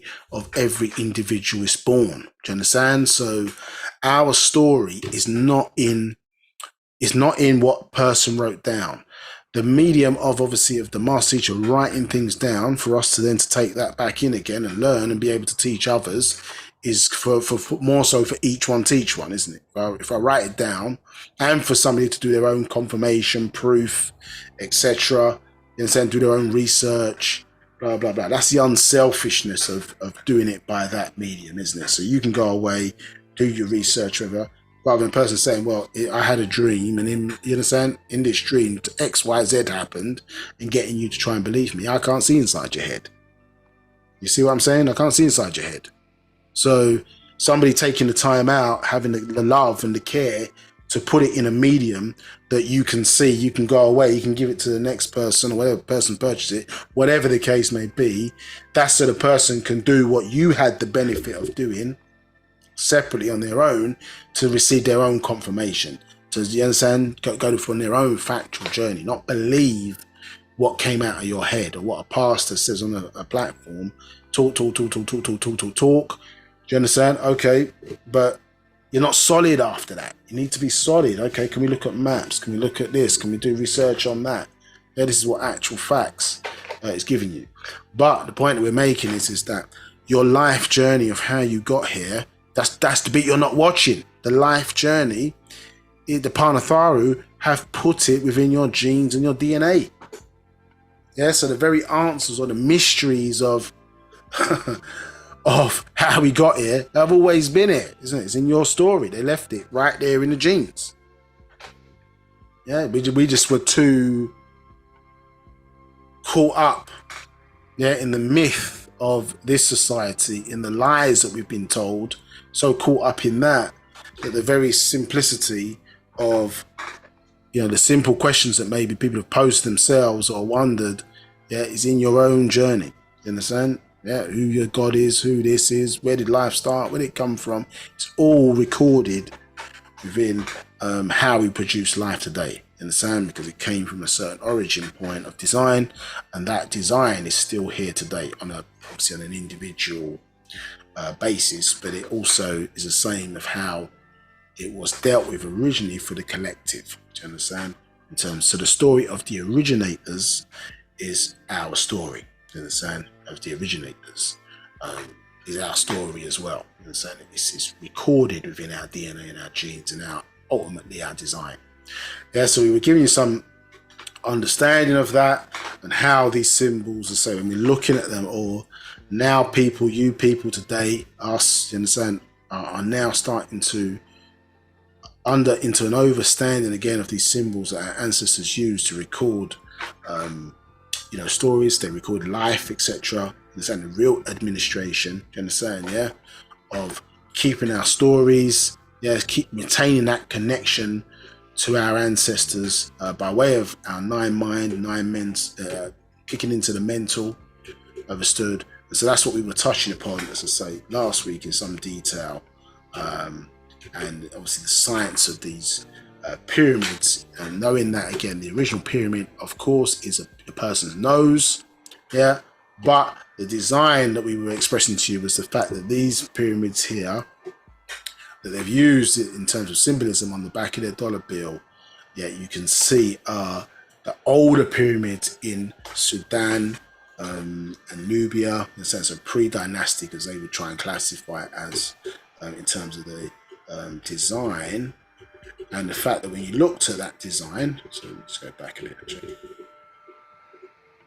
which is quite interesting, is that the these sort of front-facing kind of pillars at the front are connected to the original design, aren't they? Now today, or as our story more evolved, you would see these separated out, isn't it? There'd be their own temple. For example, if you look at maybe the temple of Ashtar or Isis, for example, the entry points to a lot of temple are these sort of wide pillars, an entrance point. You understand? But if we look at these older versions, the actual entrance is the pillars. Yeah, so this style, and then obviously a connecting pathway to the pyramid. Whereas, as I say, we see it in more modern times, like the Giza pyramids, for example, the pyramid there as a form of renovation. Yes, tremendous. Listen, not taking away from any of what our ancestors did, the build quality, but yeah, the science has changed. Yeah, we're moving a little bit away from what was originally presented. Yeah, so maybe it was there before, maybe someone's took it away. Do you understand? But let's say you can see here a pillar connecting, and then to this pyramidal structure. Yeah, it's got a certain design to it, understood. And so what you see more famously in terms of the Giza pyramid, you don't see that connecting pillar. So we see them as separate buildings, don't we? A whole temple with this entry point, but it's a separate structure, it's a separate building away from the pyramid structure. Now we do see it obviously again maybe in a courtyard style and things of that nature, but as you can see here, these older original designs, yeah, you can hear, see that. Let's see that connecting pyramid. Now if you understand what things are going on here and what's being spoken about here, well, excuse me, yeah, so you understand, you think about how, you know, docking point or whatever, heaven, and then Dr. Cannon, for example, made a statement. He said, heaven is between the legs of a black woman. That's what he said. And so really understand that when you're thinking about our story. Is it understood? Yeah, because the word heaven comes from the word haven, English word haven. It means a place where ships come to dock. Understood? Yeah, a place where ships come to dock. Interesting, yeah. So, but what gets delivered in there for the purpose of life, isn't it? Yeah, is semen. Yeah, not sea like as in sea with a cat, is it? Sea, as in SE, yeah, but that's the same SE, isn't it, with that SEA. So sea, water, yeah. So we can see a different type of sea. So yeah, when your eyes are open and your third eye's open, maybe what's really going on. Yeah, so it's about getting into the symbolism of our people. And remember, they didn't want you to learn the language of symbolism, yeah, because you would start maybe to look at these symbols and it would trigger, oh, this is what this is alluding to what's taking place in the darkness. Yes, so they didn't want you to learn the language of symbolism, hence why they made masonry negative or bad for black people. Do you understand? Because masonry in and of itself is what? The language of symbolism to us. Yeah, it's a language of symbolism. That's what it is. Yeah. And do you need symbols in the world? Well, of course you do. If you're driving a car around, what's one of the major symbols that are used? The traffic light system. Do you understand? It relate. Yeah, the traffic light system is a symbol, is it not? Yeah. So, and if you follow those instructions, hopefully, it makes it safer for us to navigate what is already a dangerous device, but it helps us to navigate the use of symbols within the world. And so, where was that first founded? Well, we use symbolism. Yeah, so it's a connecting medium or mechanism to understand what was taking place in the darkness. Yeah, so the world of things that we can't see, that's what we're using symbolism for in the context of us. So that's where we were, or taking you to in terms of the last class broadly. If there's any questions on that, feel free to ask. So let's start on 68. This is from the proof for those who are asking. Yeah, so we're going back to the proof. We've jumped around a bit. We're going back to the proof again at verse 387. And as I say, we can see that we were looking at obviously these four different sets. Yeah, four different sets. Do you understand? Of octaves, in the sense of four sets of two, yeah, as genetic shifts obviously taking place throughout different time periods. Understood, yeah. So let's go from 387, yeah, and let's explore some of these symbols in this context here. So 387, these 8 or octaves of Masak music became the Tasu 9. So we were talking about those in the 8 into the 9. And in terms of Ogdoads into Iniads, understood, so journey in the waters, and then we went on to land to walk on, to become bipedal, in the sense of walking on feet upright, still a water being, but we're breathing less dense water. Yeah, so the 8 into the 9 is reflective of that journey. We can see here it relating to now the tones and the musical journey also. So it says each as you see are both Ayashu males and females and related to the deep or waters where we originated. We just explained that. And in our ancient script or picture we use, yeah, so we can see here, yeah, that this is showing us here the use of what looks like, as I say, I think we showed this before, isn't it? You sort of turn it in sort of every direction and it sort of means something slightly different. We see those symbols used within our culture. But here in the context of this, we see what looks like an M is a horizontal set of lines, you understand, in this sort of M style shape, yeah, and it relates to horizontal water in the sense, or excuse me, horizontal. Now, when you see it horizontally, I should say, it means naturally occurring water. That's what it means. Yeah. So in our Safaf or the hieroglyphs, to us it means naturally occurring water. If this was shown vertically, it would basically relate to what people describe as man-made or whatever nowadays. You've got to say person-made, yeah, or human-made water. So that would be like a canal or a lake. Do you understand? Or something that's been basically designed by the hands of human beings. Yeah, but obviously uses water within the mechanism, but it's not built. It's not naturally built. It's not naturally occurring. Does that make sense? Yes. So we can see here that it looks like sound waves, and there's the top here, or the peaks relates to sharps. Yeah, the bottom in the sound relates to flats, and then between we've got major tones, isn't it? So if you remember, if you relate it back to see that triad principle coming back through again, so and reflected in numbers. So you say the woman, for example, would be 1, represent the sharps, for example. The male representing the flats would be 3 in terms of the odd numbers. The two of them coming together producing major or major tones, understood, is an in between the two. So child at 5. Understood. So sometimes you see, what do we see? We see that 1, 3, 5. You understand? So in terms of using odd numbers in this regard. But if you think Masonically, what do we talk about Masonically? They go, well, 3, 5, 7. For those who know about that. You understand? So 3, 5, 7. But if you think about it in the Masonic story, you understand? Yes, we occupy 3 out of the 4 positions. Correct?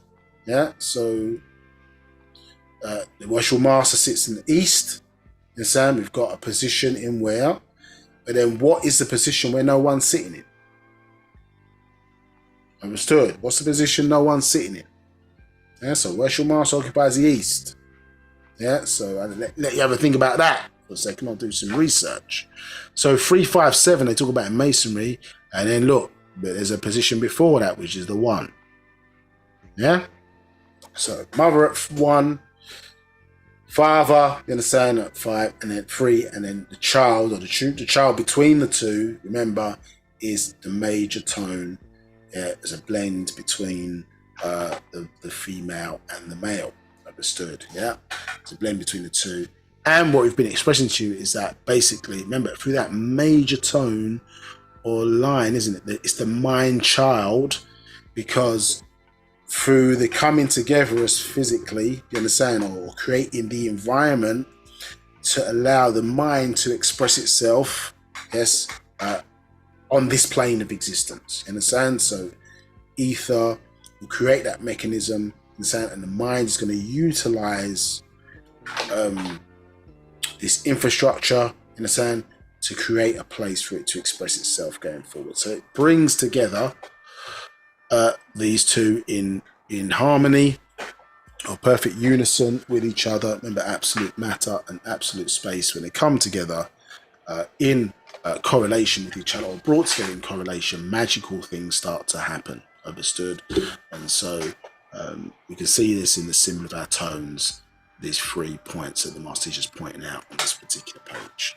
So we can see here, again, this is reflective of obviously sound wave. Yeah, so we have waves of physically of water, yeah, moving rhythmically. Understood? In relation to the planet's relationship to the moon, and the same is what creates this kind of motion or movement. Let's say with water. So obviously the moon was once part of the planet. It's been through various different birth dates according to the holy tablets, but it was once part of the planet. And the same, obviously, the Grand Canyon is today, but it still has. So because it's part of the planet. And the science of water is that water is always seeking out other water. Understood? So because the moon once had water on it, you understand? It doesn't today, but once had water on it, the waters of the moon are pulling, you understand, on the waters of the planet. And it's obviously Parnatho placed it perfectly, positionally, to create those waves here on the planet, which creates weather systems and things of that nature, obviously, which are beneficial at times in the main for sustaining life and for growth. So that creates sound waves on this particular on this particular planet. Arahim Abab Jeffrey Tap, I've got to attend to something, so if you can play the rest of that part, I'll be back shortly. Yeah.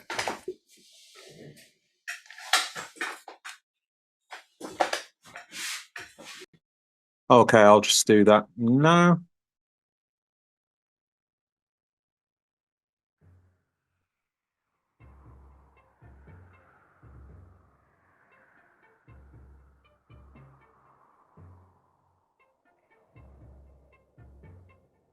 Accept, and our spirit forces will help all. Yet first, you must make the ether link again. Return to Wu Nuwapu. 50. I Manzal Nathar Amun Nabab Re'e Akpata, known as Atun Re and Jahuti, say, I had to walk you through all the religious schools for that race. I Manzal Nathar Amun Nabab Re'e Akpata, known as Atun Re and Jahuti, say, I had to walk you through all the religious schools that our race accepted in order to give you what I came down to this planet to give you. 51. I found you as faithful believers in beliefs of what you know, not what or for whom. 52. Beloved children, if one does not know the composition and nature of what they worship, pray to, or offer to sing to, unrelated to them by spirit and blood. 53. Such as the spirits, gods, or angels, spooks, ghosts, unseen beings, their soul is in danger. 54. As their own holy books say, Isaiah 1, or their prophets, Isaiah 61, verse 1, the Spirit of the Lord God is upon me, because unto the meek he hath sent me to bind up the brokenhearted, to proclaim liberty to the captive, and the offending of the prison to them that are bound. So the Lord of this prophet Isaiah is a spirit. 55. Also in their holy book say, David, one of their kings and prophet, Psalm 104, verse 4, who maketh his angels spirits, his ministers of flaming fire. 56. So as you see in verse 1 of this same chapter 104, this Lord God is a spirit and his angels of flaming fire.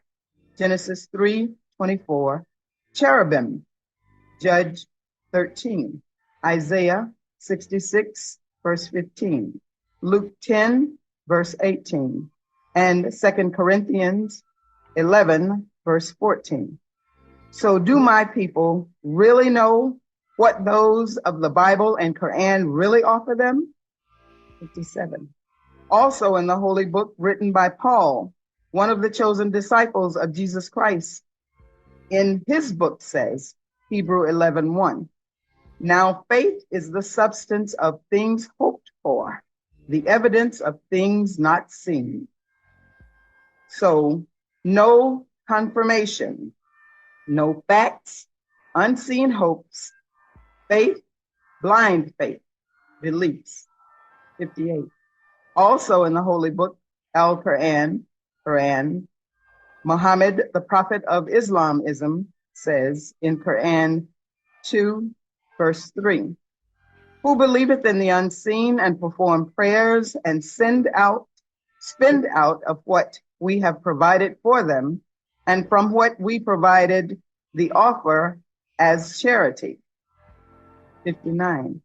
Now this is just one of the many translations yet to claim to be in unseen deity. That is one that they have never seen, so can't confirm he exists, but by blind faith, hopes. 60.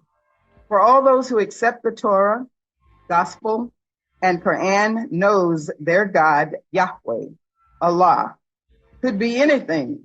And as for Christians who claim Jesus Christ came in flesh to them 2,000 years ago, this is what is recorded in 1 John 4, verse 12.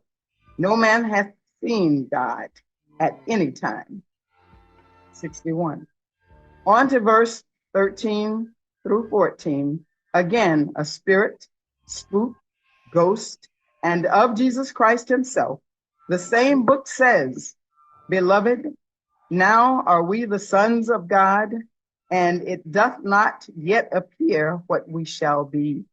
But we know that when he shall appear, we shall be like him, for we shall see him as he is. 62. So they don't know what he is or what he looks like, yet they have thousands of statues, photos, or all kinds of Jesus the Christ, and don't know what he is or what he will appear as. 63. They don't know what they worship, yet you convert to their religion, hoping to be saved by their spirit God. 64. It may be a monster, demon, devil, whatever the evil extraterrestrial, as the cherubim, cherubim, fallen Molochim, angels. 65. You can't say that you know their family spirits. 66. Scientifically, religion is the interference of the dead into the lives of the living, or the living interference with the dead, who could just be extraterrestrials or one's own dead relatives. 67. The dead are those not living in a physical flesh and bone body. So a spirit being could very well be from another dimension or world, or even planet of gas substance, as this one once was. 68. The disembodied being could be a negative or positive forces that influence the living or dwelling inside each of you. Dead, evil relative in your DNA back as far as 4 generations from both sides of your parents, family spirits. 69. Forces of your family's nature, good and evil, while they live. 70. Or forces outside of your physical body as a part of nature who must oppress, suppress, repress, and subsist as nature does naturally. Or as you look on at nature, you may not always like how it works, yet that's nature, viruses and all. 71. They may need to subsist on the living and living substance, which is what you are, a living being like a flower or banana, fish, fowl, or mammal. 72. It all is nature at work, living in flesh or as force of sustaining on their own. They feed off the living and some off the dead, linked to their own bloodline, genes, DNA, their own families, race, and kin. 73. Their family spirits, generation to generation, as far back as 4, or ask their family to offer others or sacrifice to them familiar spirits, as they record in their own holy books, such as in Leviticus 20, verse 6. Moses 1, their prophets, Leviticus 26. And the soul that torrent after such as have familiar spirits, and after wizards to go a whoring after them. I will even set my face against that soul and will cut him off from among his people. Or read Leviticus 19, verse 31. So their holy books speak of family spirits, their families, not ours. Also, it says, Jeremiah 20:10, for I heard the defaming of many, fear on every side, report say, they and we will report it all. My familiars watch for my halting, saying, peradventure he will be enticed, and we shall prevail against him, and we shall take our revenge on him. 75. Now look back at chapter 19, verse 9. You see them eating human beings, flesh. So their spirit asked them to kill, offer, sacrifice flesh and blood to them from the Torah to the Quran. 76. Also in 1 Kings 22, verses 21 through 23, you see their prophets were lying spirits. 1 Kings 22, verse 21 through 23. And there came forth a spirit and stood before the Lord and said, I will persuade him. And the Lord said unto him, wherewith? And he said, I will go for, and I will be a lying spirit in the mouth of all his prophets. And he said, thou shalt persuade him and prevail also. Go forth and do so. Now therefore, behold, the Lord hath put a lying spirit in the mouth of all these prophets, and the Lord hath spoken evil concerning thee. 77. So their Bible, gospel, Qurans, prophets of their Lord speak to you only lies from lying spirits. 78. And where do these evil spirits come from according to their book? 1 Samuel 27, verse 13. And the king said unto her, be not afraid, for what sawest thou? And the woman said unto Saul, I saw Elohim, gods, ascending out of the earth. 79.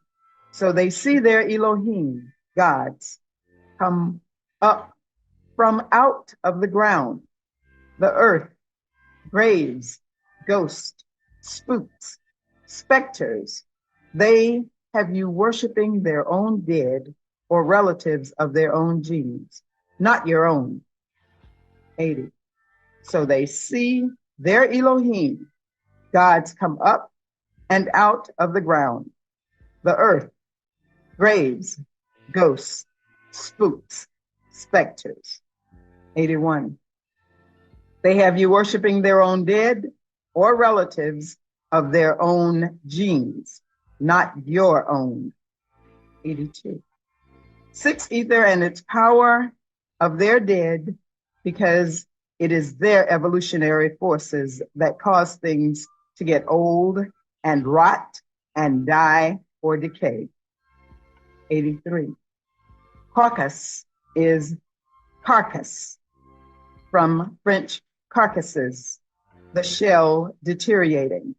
And deteriorating is from Latin deteriorate, or worse state.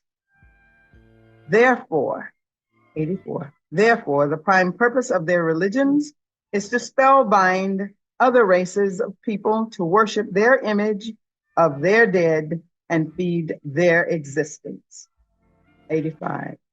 And spellbind people to do the will of the dead for survival of their six ether spirit forces linked to extraterrestrials who come back and forth to earth for souls and even human flesh, which they eat as offerings as cherubim, karabu. 86. Religious worship increases the power of El Shaddai, the Almighty, their God's name. 87.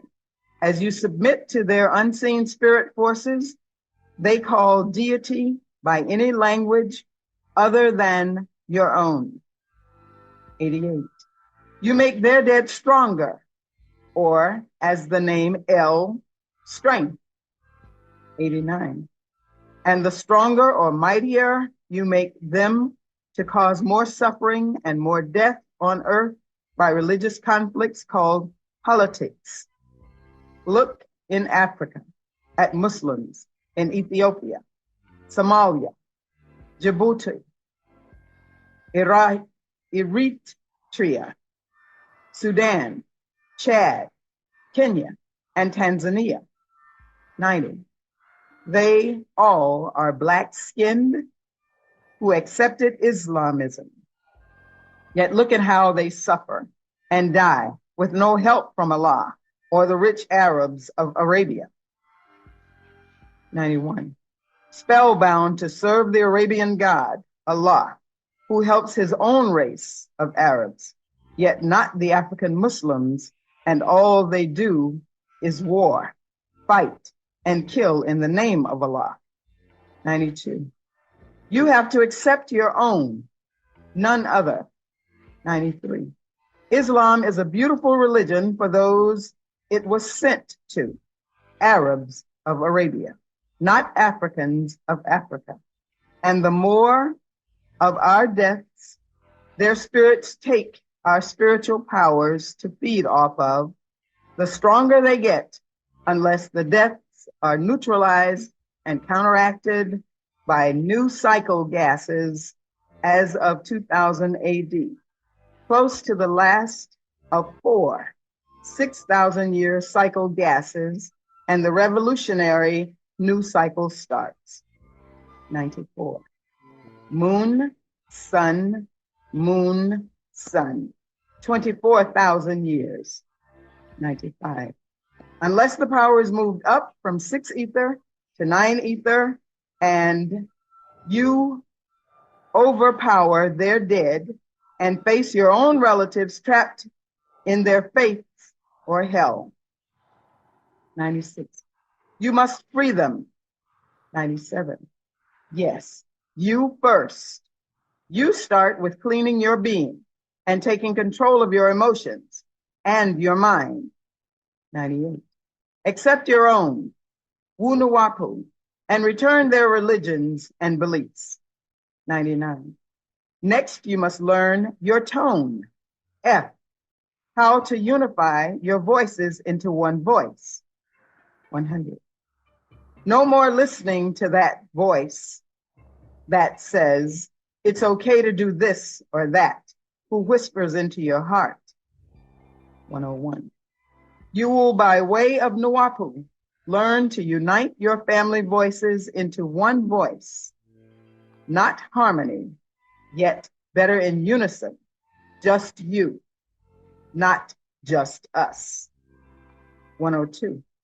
You have the power to free all your relatives as far back as 4 generations, whom many are trapped in their hell, used to tap into your family, into other family members of yours to mess up their lives, lead them to drugs, drinking, death, and false beliefs. You can save them, yet first you must save yourself. 104. And to do that, you must once again know yourself, your roots, and your Salafu ancestors. 105. I opened the way to Wu-Nuwapu in 1962 AD. Here is the new land of Canaan, Mount Zion, and was immediately jailed for 3.5 years, where I wrote the first works of Nuwapu. 106. Once free, I knew the world was not yet ready for the actual facts. 107. So I came giving you what you asked me for until such time as you're ready to receive what I came to truly give you. 108. Guided by 3 beings from the stars. 1, Wunupu. 2, Asunupu. 3. Nabanupu. 109. In 1967 AD, I was free, and after studying all that my people were being fed by alien religions, I knew the medicine they needed. So I walked with them to many places, spoke to many people for 3.5 more years to 1970 AD. And then I started by giving them, first, you are Africans. Play the drums and dress the dress. 110. I call you, 1, Nubian, equal Egypt. 2, Islamic, equal Sudan. 3, Hebrews, equal Ethiopia, is what was meant by those 3 titles. 111. To open the way, I gave you the symbol of the great master teacher, Zahutwi, Datutwi, Tahuti, called Thoth, 3 times great. 112. I put it before you as the 6-pointed star. 113. Your soul recognized it. You loved it, and to this day, some still adorn it. For it was from the sun and moon, which is found on the head of the symbol of Jahuti, as a baboon, Papio cynocephalus, squatting posture with this symbol on its head as a sign he is waiting for the morning sun to raise, Atum Re, the way. 114. In 1970 AD, I took trips to Egypt and Sudan to make the link, and between 1970 and 1974 AD, I studied there as well as other places and saw the link to Sudan's Dongola and your ancient ancestors from Al-Mahdi of Sudan, 1845 through 1885 AD. 115. And added to Nubian Islamic Hebrews and Saru-Allah community Ansar for the link to our real Messiah, Tut Ankh Atun, Amun. 116. Yet you were not ready for the actual facts because the years of Islamism taught to you. 117. I had to use small steps as I taught you a system of knowledge that would make other Islamic groups hate you, yet stay away. 118. I had a great work before me as my people accepted foreign religions and seemed to love pretending to be Arabs, Moors, Hebrews, Israelites, and Christians. 119. I had to cure you all of those religious diseases and bring you home to Tamaray, Egypt, Africa, Napata, Sudan, Meroe, Ethiopia. 118. I was hated by my own, slandered and lied on, yet I knew they would all run out of words and fade. 119. Wu-Nuwapu is sound right reasoning. It's scientifically correct. 120. Whereas the Bible and Quran are already books of the dead, preparing them for life after they're dead, all the people in them and their overlords, Lawi, Tanim, Leviathan, teach is fear. 121. There is no one in their books confirmed to have lived or living today, no real bloodline linked to generations, genes, and DNA. 122. Yet you, Negaru, Negroids, have living ancestors, bloodline to this very day. 123. When you built Tamaray, Most did not even know at the time that it linked them back to. They just built what I asked of them, and where not knowing, there was in fact a great plan to open the gateway. Okay.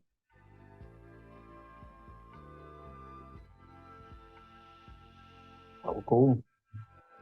Next, we will have part 2 of The Beauty of Religion. That will be done by Namtet M. Hathar Atum Ray. Rahbat, that's all. We'll be reading part 2 of The Beauty of Religion. Verse 124. You saw the black pyramid, you saw the labyrinth, you saw the scarab altar. Underneath was flowing water. 125. You walked through a sprinkler to get wet for the charge. You greeted a tall statue in the northeast entrance before walking the labyrinth. Who was he? No one asked. 126. You constructed him. I came, looked up, and said, it's not right. Rebuild it until it's right. Without question, you did as I asked of you. 127. Still no one asked. Just who is he? 128. I must tell you before I pass on or return to Sahat, Orion star system. 129. He was called Nu Ma'at Re, also Ni Ma'at Ra. Another name of his was Amun M. Hat III, or Amun M. Hat III, born 1818 BC, and departed for Sabahat 1776 BC. 130. This date is very important to you. 131. You will find it on the back of the US dollar bill at the base of the Great Pyramid of Khufu. 132. You see it hidden as Roman digits MDCCLXXV1. Note, they did not put AD at the end, the Latin or Roman Anno Domini, which is written AD, to mark the first year to change from BC, before Christ, to AD, after Christ. They did not put 1776 AD because it's 1776 BC, the death date, as they call departure of Amun M. Hat III, and it marks the end of their 6,000-year rule. You know it's our great seal. 133. Note on their version, you see it point out the 5-letter Mason for Masonic order, free to build. You note it forms a 6-pointed star. 134. So the date on the back of the US $1 bill is not Independence Day. 135. Check it out. You will find that not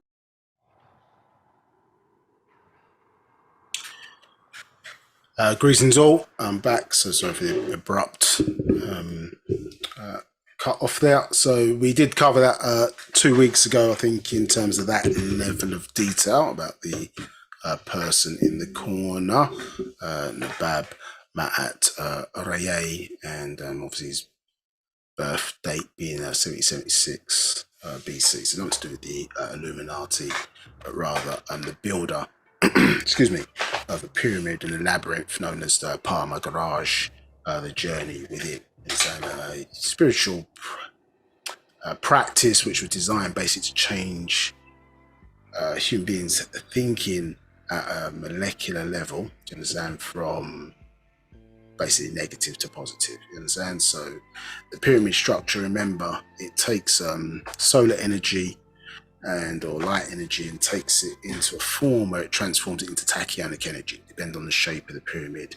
It enables us to study it at basically plus plus, plus minus, or minus minus, so various different states.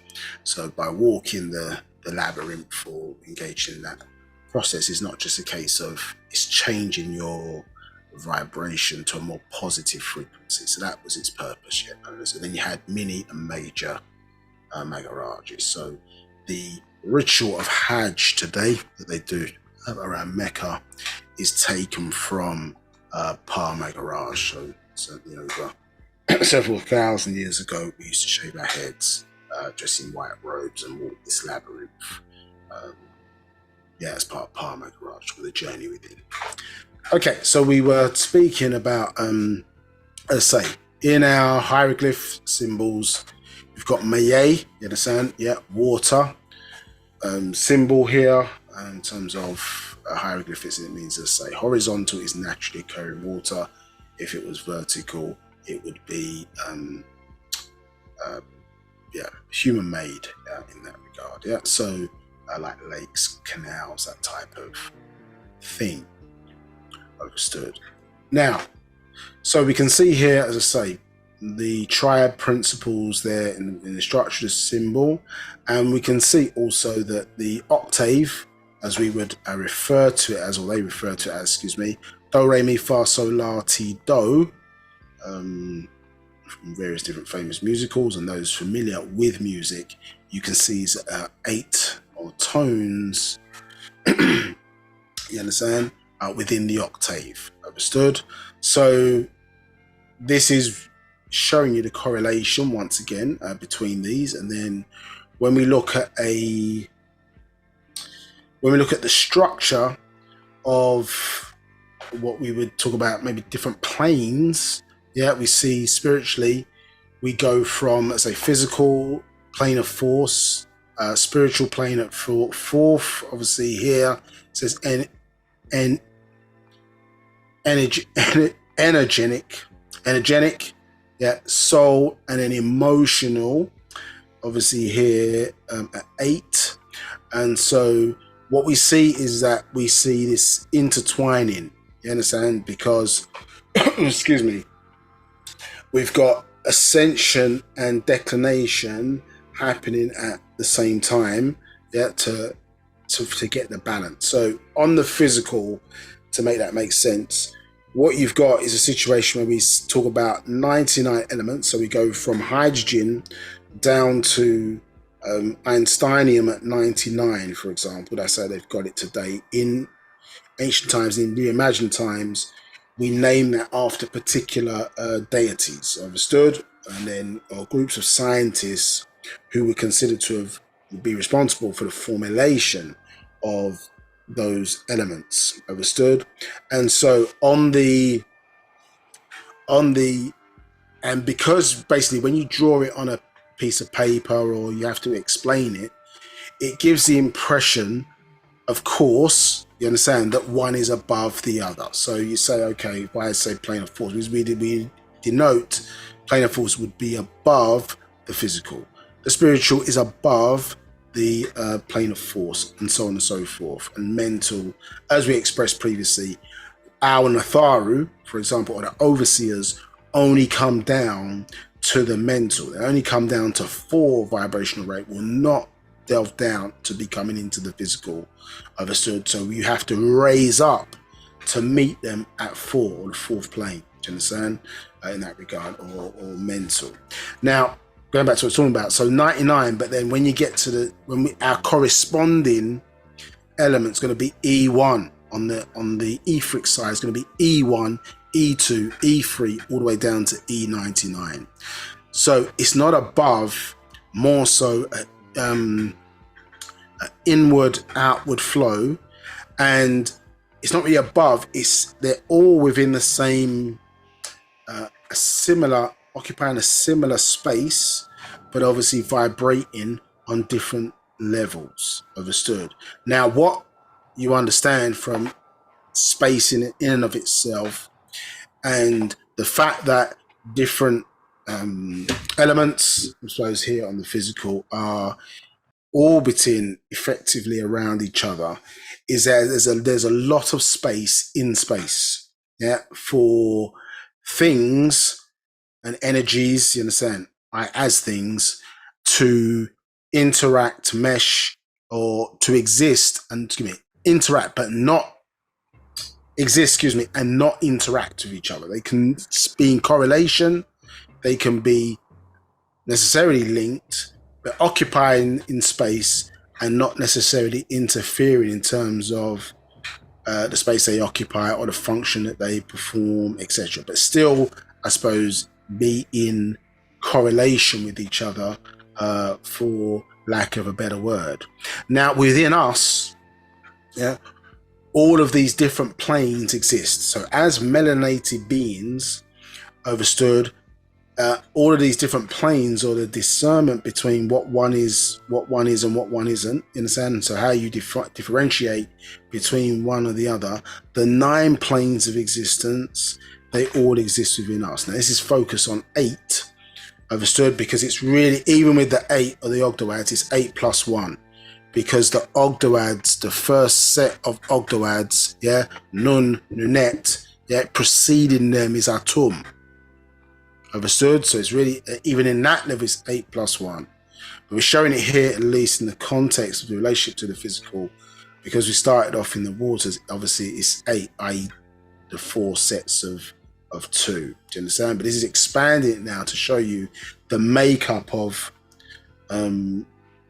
existence, understood, and the different planes are within it, i.e., the makeup of the different elements or particles within these planes, yeah, and then what distinguishes them is something called nutation. So nutation will be the vibrational rate of the atoms that make up these environments, or in other instances, it's going to be things or particles that make up. They vibrate at a certain rate, do you understand, irrespective of the size of the things within that makeup. So for example, a hydrogen atom here, which is considered to be physical, is going to be mutating at exactly the same rate as a planet. It's going to be mutating at exactly the same rate as the sun. You understand? So all the things here that make up the physical mutate at exactly the same rate. And there's no force or energy that can change that nutational rate. Understood? Obviously, the power of an incarnated master, understood, like an Amun Nabab Rayay Akhtar, in the personage of obviously Dr. Malachi KZ York, the skill is that an incarnated master is able to discern, understood, the difference between these different planes of existence. Understood? So can say, okay, right, although I'm in the physical, I understand, yeah, within me, what the plane of force is. I understand what the spiritual plane, I understand, and can then change or correlate to vibrate on the mental, vibrate on the energetic, vibrate on the soul, vibrate on the emotional. Do you understand? Because for the longer term strategy, you understand, yeah, on this mental plane of existence, for example, yeah, we have got this is where we meet, I suppose, our higher ancestors. You understand? Our higher, not the 30, but the Natharu at mental. Understood? So we're continually learning with different exercises, and one of the reasons why we had a Tamaray, and we'll build one once again, was for you to develop these practices for this type of discernment. You understand? Because the golden children, understood, or that skill is to basically understand, yes, that ability to switch between these different planes, because our ancestors have been tricked, or you die, let's say, for example, in a state of fear or not in a positive state, you can end up at lower states of ether.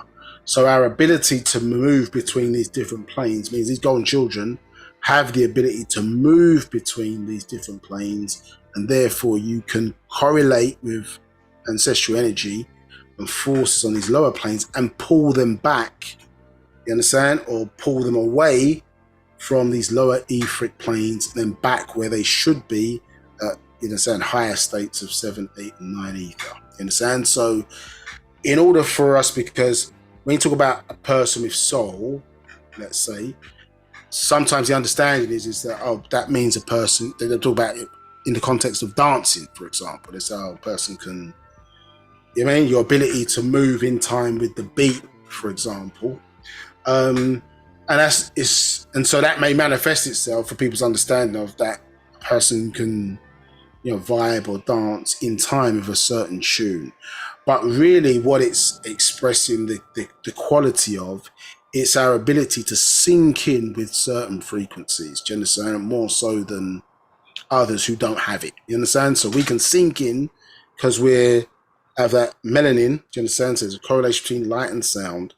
Yeah, so remember, manifestation of all light is blackness, or we can put all light together is blackness. So our melanin is a combination of you understand, manifestation of all light. Understood? So we can vibrate up and down this spectrum. Do you understand? This is one of our inherent qualities. Understood? But one must be trained, of course, or retrained, or knowledge must be placed back on how to utilize that. Does that make sense? So if an incarnated master needs to tell somebody, well, how would I, for example, show you how to discern between mental versus spiritual, where we would have to connect, wouldn't we? So I would have to connect. We'd have to either touch, you understand, so that you could then feel what it, or sink in with what mental means. Do you understand? So you could know, okay, I'm here, I'm vibrating physically. You don't know anything other than that. You understand? So we might have to touch, and then you could, okay, this is what that vibration means. Okay, I can then sink in with that. You understand? Or sink in with this. This is how you discern, understood, between the other. Okay, like a person hitting a note or in a tune or something of that nature. Okay, mimic that. You understand? The person's able to, who's got that talent or ability, they can hear, okay, I can sing that particular tune. Do you understand? So one's ability to change, a master would have to, you understand, show you, or you have to connect physically to say, okay, right, now the atoms which are in me vibrate at that particular frequency. Do you understand? And your ability to move between them, obviously, is a skill. Yeah, that who they classify the golden children, and so not the golden child, but the golden children, understood, introduced into this environment in 1970 from souls coming through.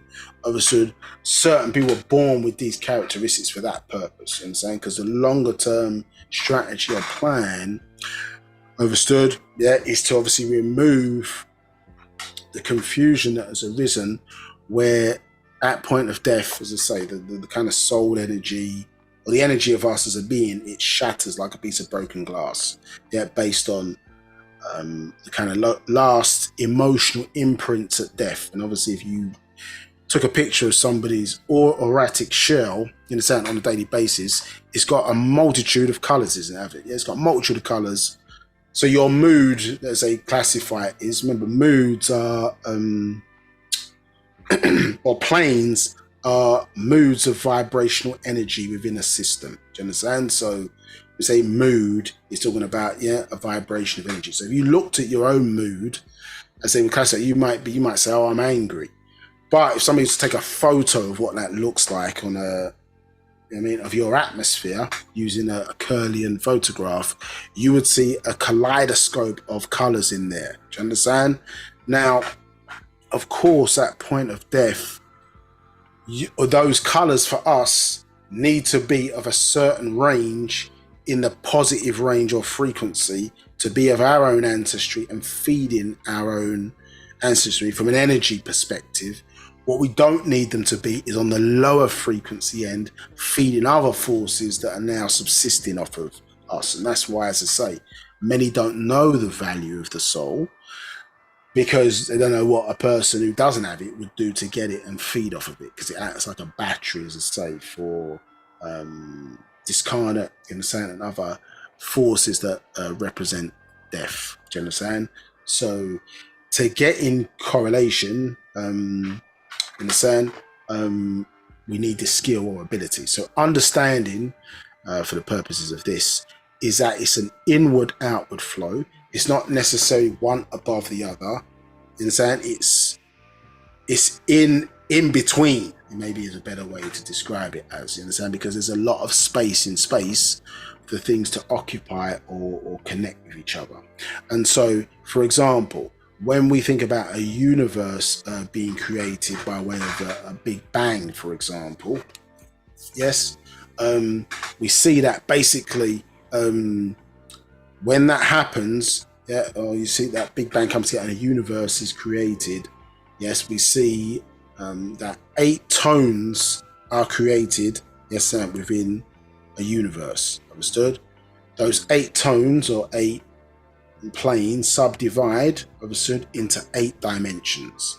So things can occupy the same space, understood? They can occupy the same space, yes, but be vibrating on a different level. Do you understand? So you can have within understand? So within one of these one dimension, one of these 8 tones or 8 worlds, you understand? You can have 8 different dimensions, understood, within that world. Yeah, and as I say, that one is not, even though they are occupying the same space, they are completely independent of each other because they're vibrating on a different, a different frequency.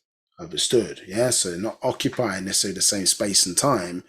You can be on the set and working off of occupying the same space, but timing, you understand, frequency is different. So it's a world within a world, world on a world. Do you understand that type of situation? In fact, your ability to avoid, one of our abilities to avoid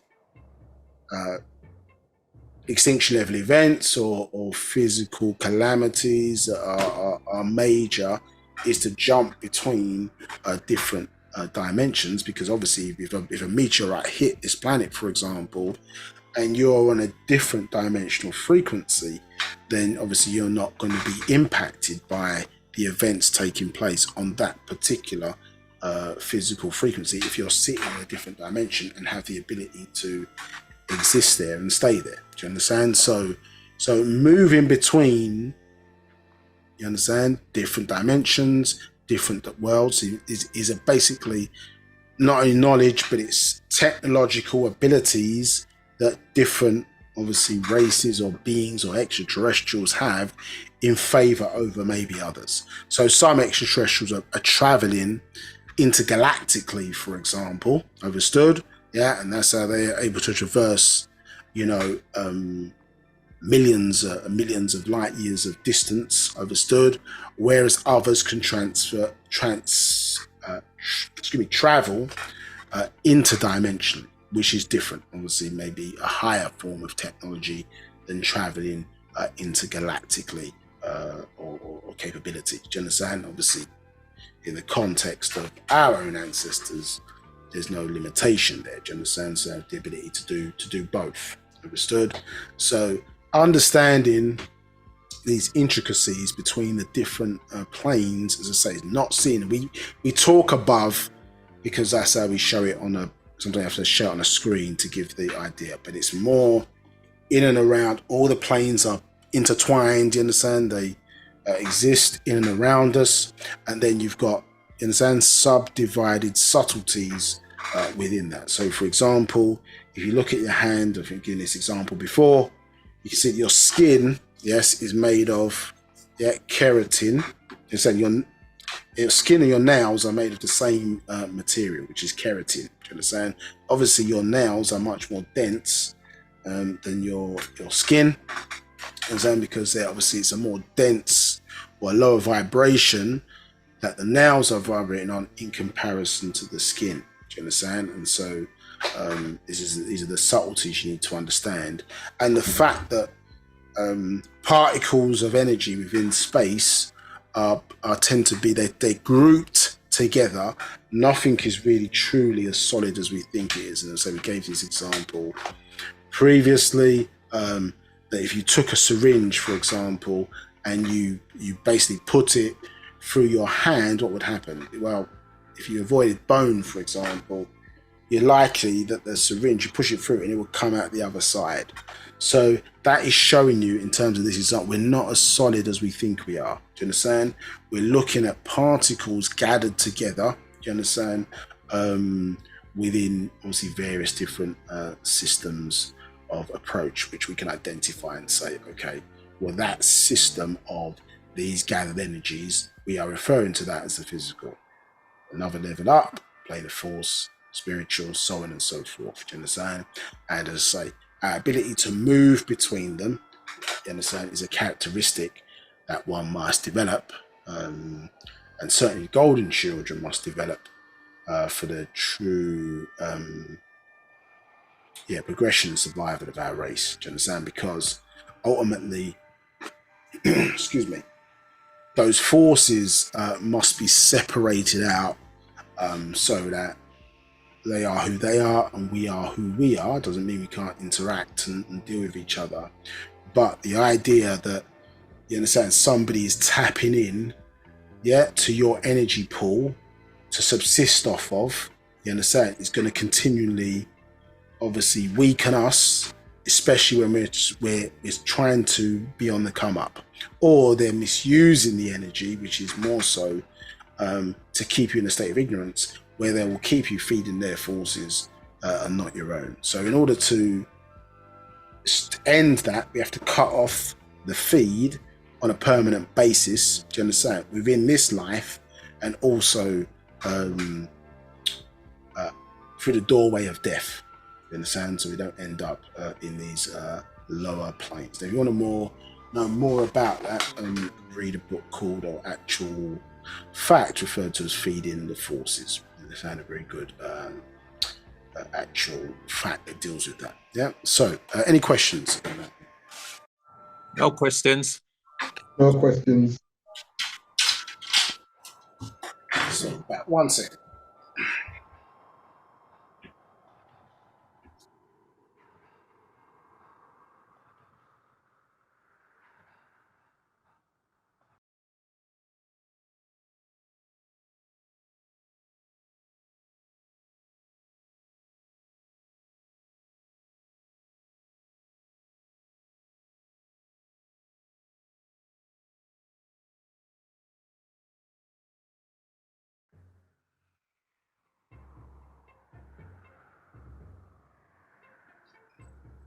Right, okay, so just pulling out Feeding the Forces, I'm just going to read something from the back of this particular actual fact. So, Feeding the Forces is, so actual fact number 2, interesting enough. Yeah. Now, if I go to the back of this particular book, and it's in the back. So, this is 139. I'm going from verse 139. Without getting too confusing. It says, because the morphogenetic field also links a chosen living bloodline member. In fact, let me go back. Let's go for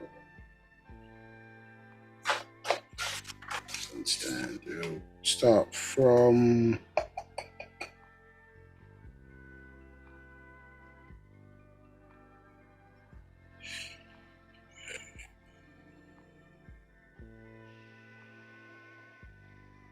All right, we go from 116. Yeah, let's go. We go from 116. So, and this is about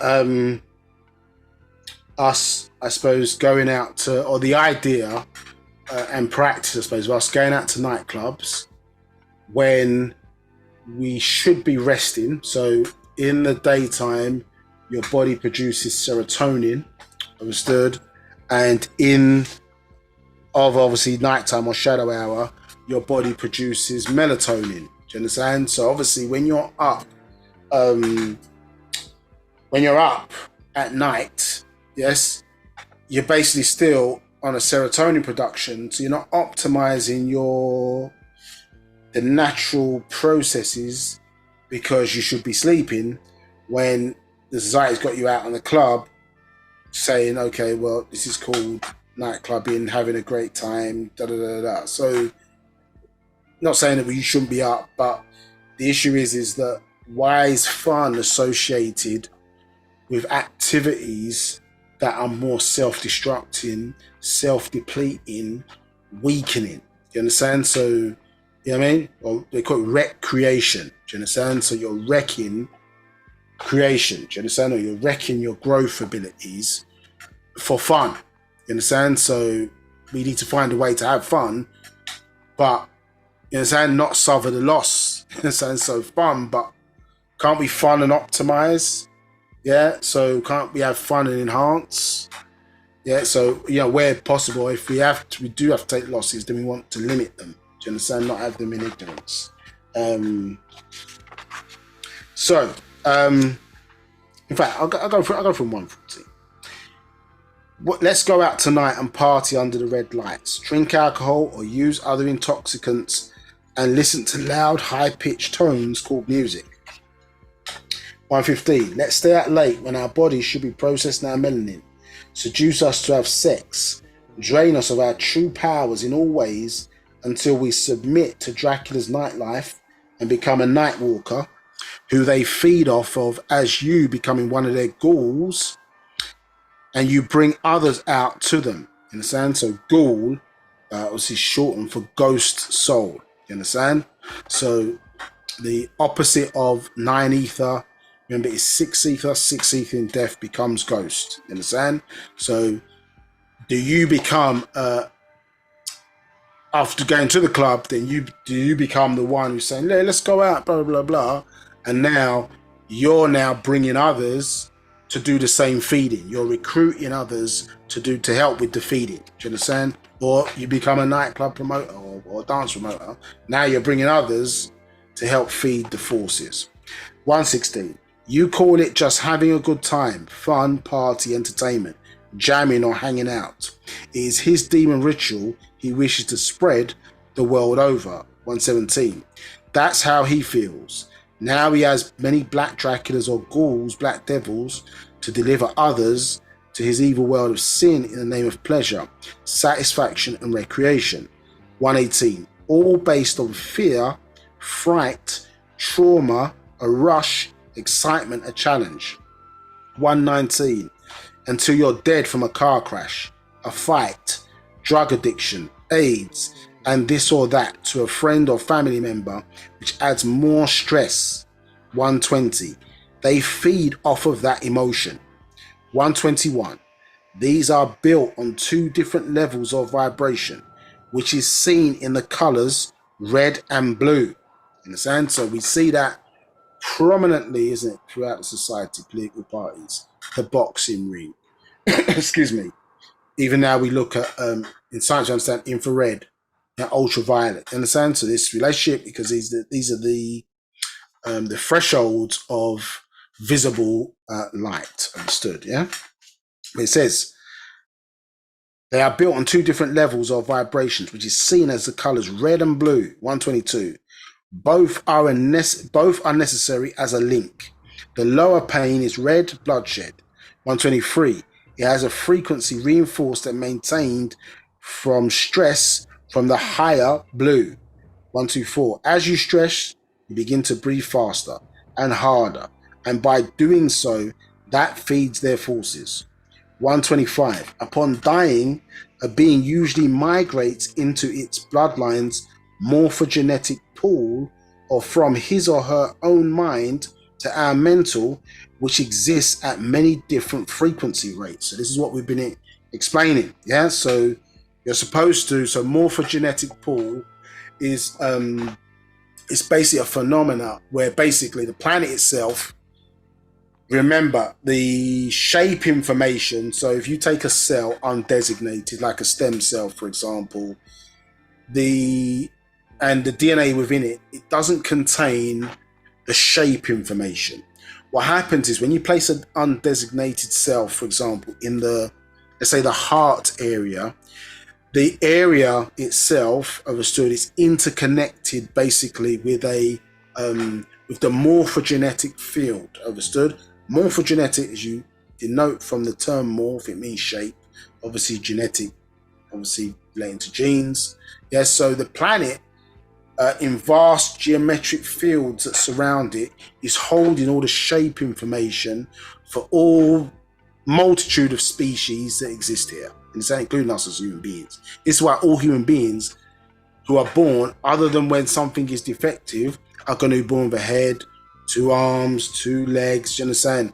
They're going to be born in this bipedal shape because, and basically, we're not necessarily the same as those who lived, 100,000, you understand, 200,000, so on and so forth, millions of years ago, because the shapes evolve, you understand? And so they're retained in this. And what happens basically is that the cell effectively, within the right location, will download, for lack of a better word, that information from the morpho field, and then they grow into a heart or whatever, lung, whatever it is they're supposed to become.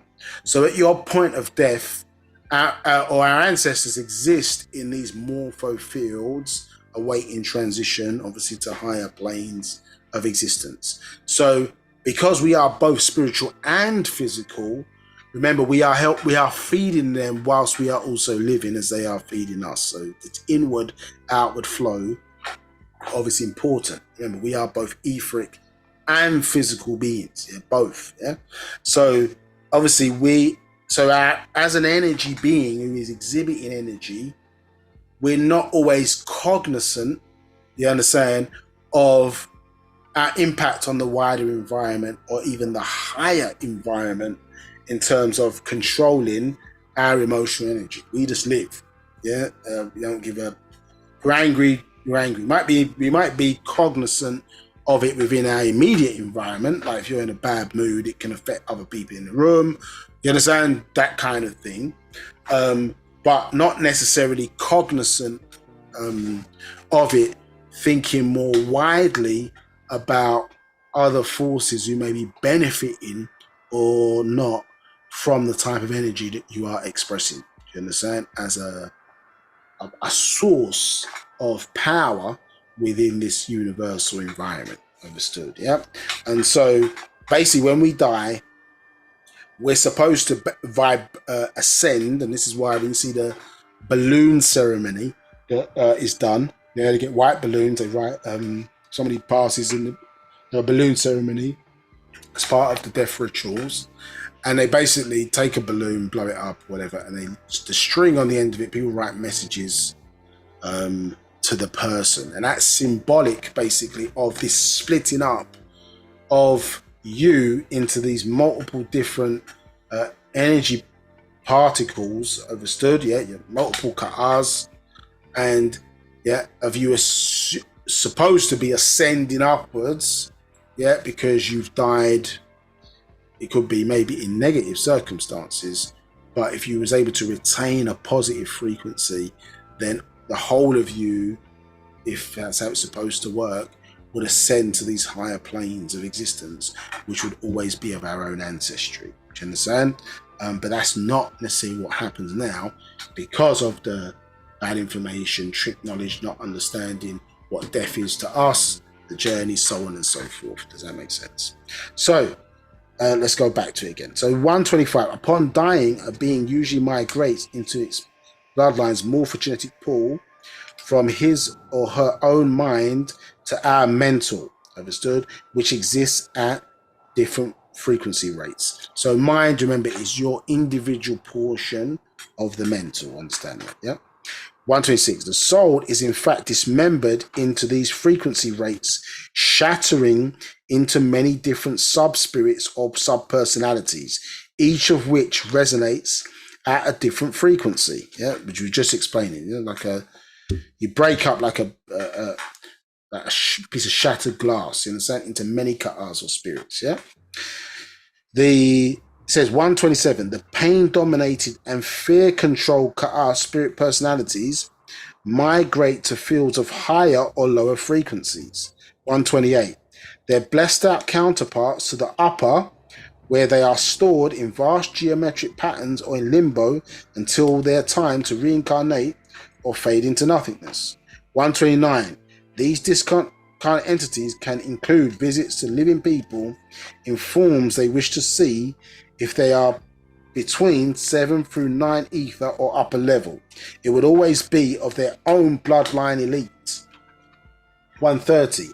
Or from 6 through 1 ether or lower level, it will not be of their own bloodline. 131. But demons who are in effect the spirits who are trapped and feed off of higher level lost souls.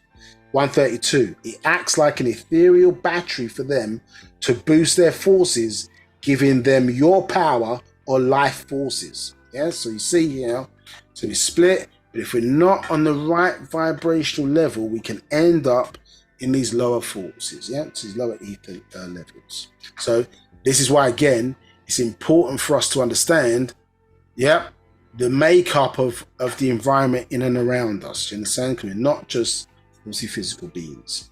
It says 133. This is important. They hide their Satanism. So this redirecting or feeding. Remember, the science of religion is the dead interfering into the lives of the living. The dead forces or dead forces interfering into the lives of the living. It's because the dead forces must subsist off of the living in order to survive. And so this is the science of religion and the science of it. Now, this is what it's saying it. So 133, they hide their Satanism under their religion, Christianity or Islam, and reverse the light of ignorance. So because remember, the light is blinded. So you're blinded to the fact, do you understand, that God is good. You understand? But when we gave the example earlier, with the Abraham example, what you're not realizing, God had to feed. It's going to be tough for some people on this call to understand this. But God had to feed. This is why they sacrificed the goat. What is the energy that needed to feed this being? Why did the being, if it was just an example, why did Abraham then go and sacrifice the goat? Something was sacrificed instead. Correct? Something was sacrificed instead. So there was still an action that took place which allowed this release of energy. So whoever, or their God who was talking to Abraham, or their Lord who was speaking to him, still wanted to subsist off of the force that was released when the goat was killed. This is what they don't want you to know. This is what masks, is what he's explaining here. And they mask, this ignorance within the watered down versions of the religions. You go and watch, what's it on, what do you call it? On Amazon, I think they've got Vikings in it. So Vikings obviously is going into more. Remember, in Vikings, there is you see the older version of their religious ways, correct? But you see in the more watered down version, because of Vikings, the Christians of that time, the Christian Britons and etc., ancient Britons, are seeing, isn't it, that the older ways of the Vikings, as they said it out in the program, are more barbaric. Understood? But they just don't realize is that, a person getting a piece of bread and drinking wine, you understand, out of a goblet or whatever to symbolize the sacrifice that Christ made, isn't it? So I'm drinking the blood of Christ, i.e.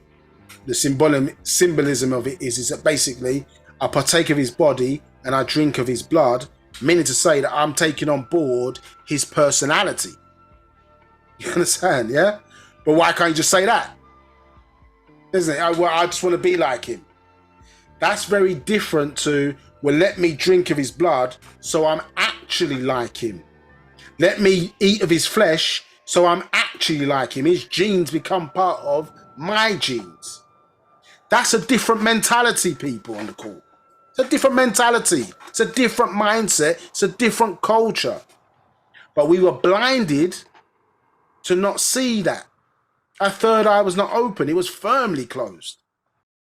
And our virtual reality was interrupted by way of the virus called monotheistic religion, which made that perception of that, not see it for what it is, but to see it through the eyes of belief, that this was something good because God is good. And the word God comes from the word good. So God can't do wrong through the blinded eyes of the virtual reality and some polluted mind. Yeah, but the Amun Nabab Reye Akhtar in the persons of Dr. Malachi KZ York came to what? Destroy that myth through facts. They came from outside of what? The virtual reality, outside of the status quo. Yeah, so that through facts you will see what's really going on again. You understand? And then put a squeeze, yeah, on the fake umbilical cord that's draining power from you individually and also from us as a race of people. And this is the real game, as they call it, the game, isn't it? They talk about the game.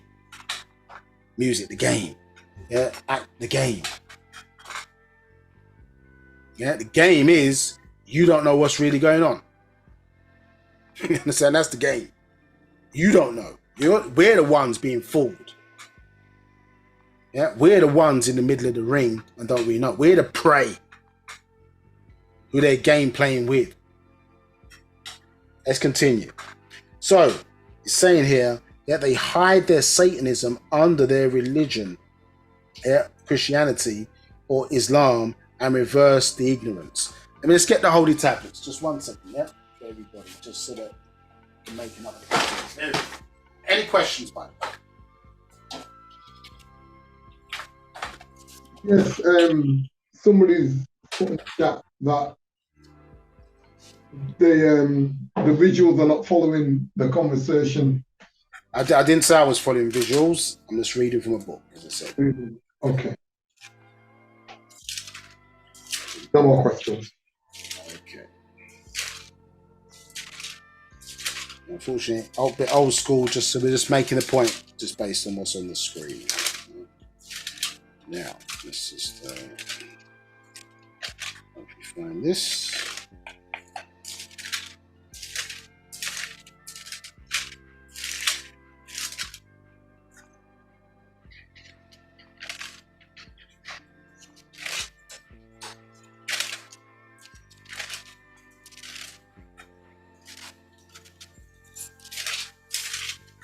Just 1 moment.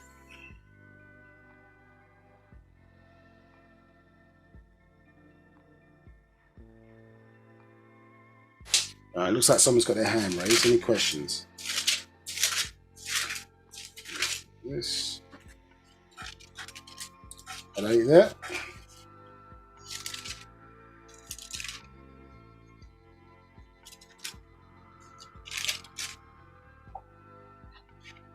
Moderators, are you there?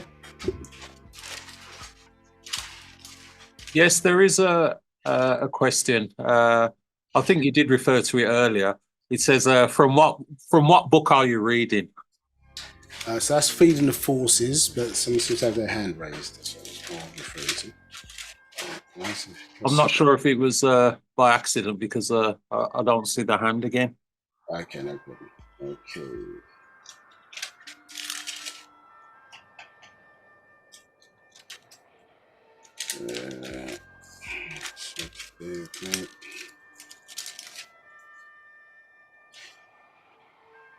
Right, okay, so this is holy tablets are not on the screen, and I've spoiled you with that regard. So this is from the holy tablets, chapter 1, yeah, tablet 2, understood?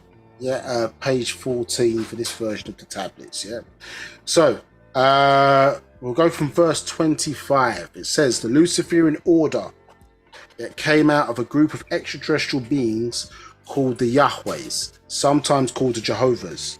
The Luciferians would interfere with the beings on this planet Earth and pass themselves off as gods.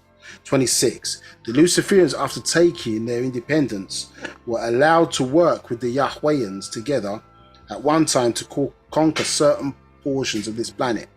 But one such Luciferian named Halal, son of Natas or Shakar, wanted to rule all the stars of heavens, meaning all the Yahwehs. Excuse me.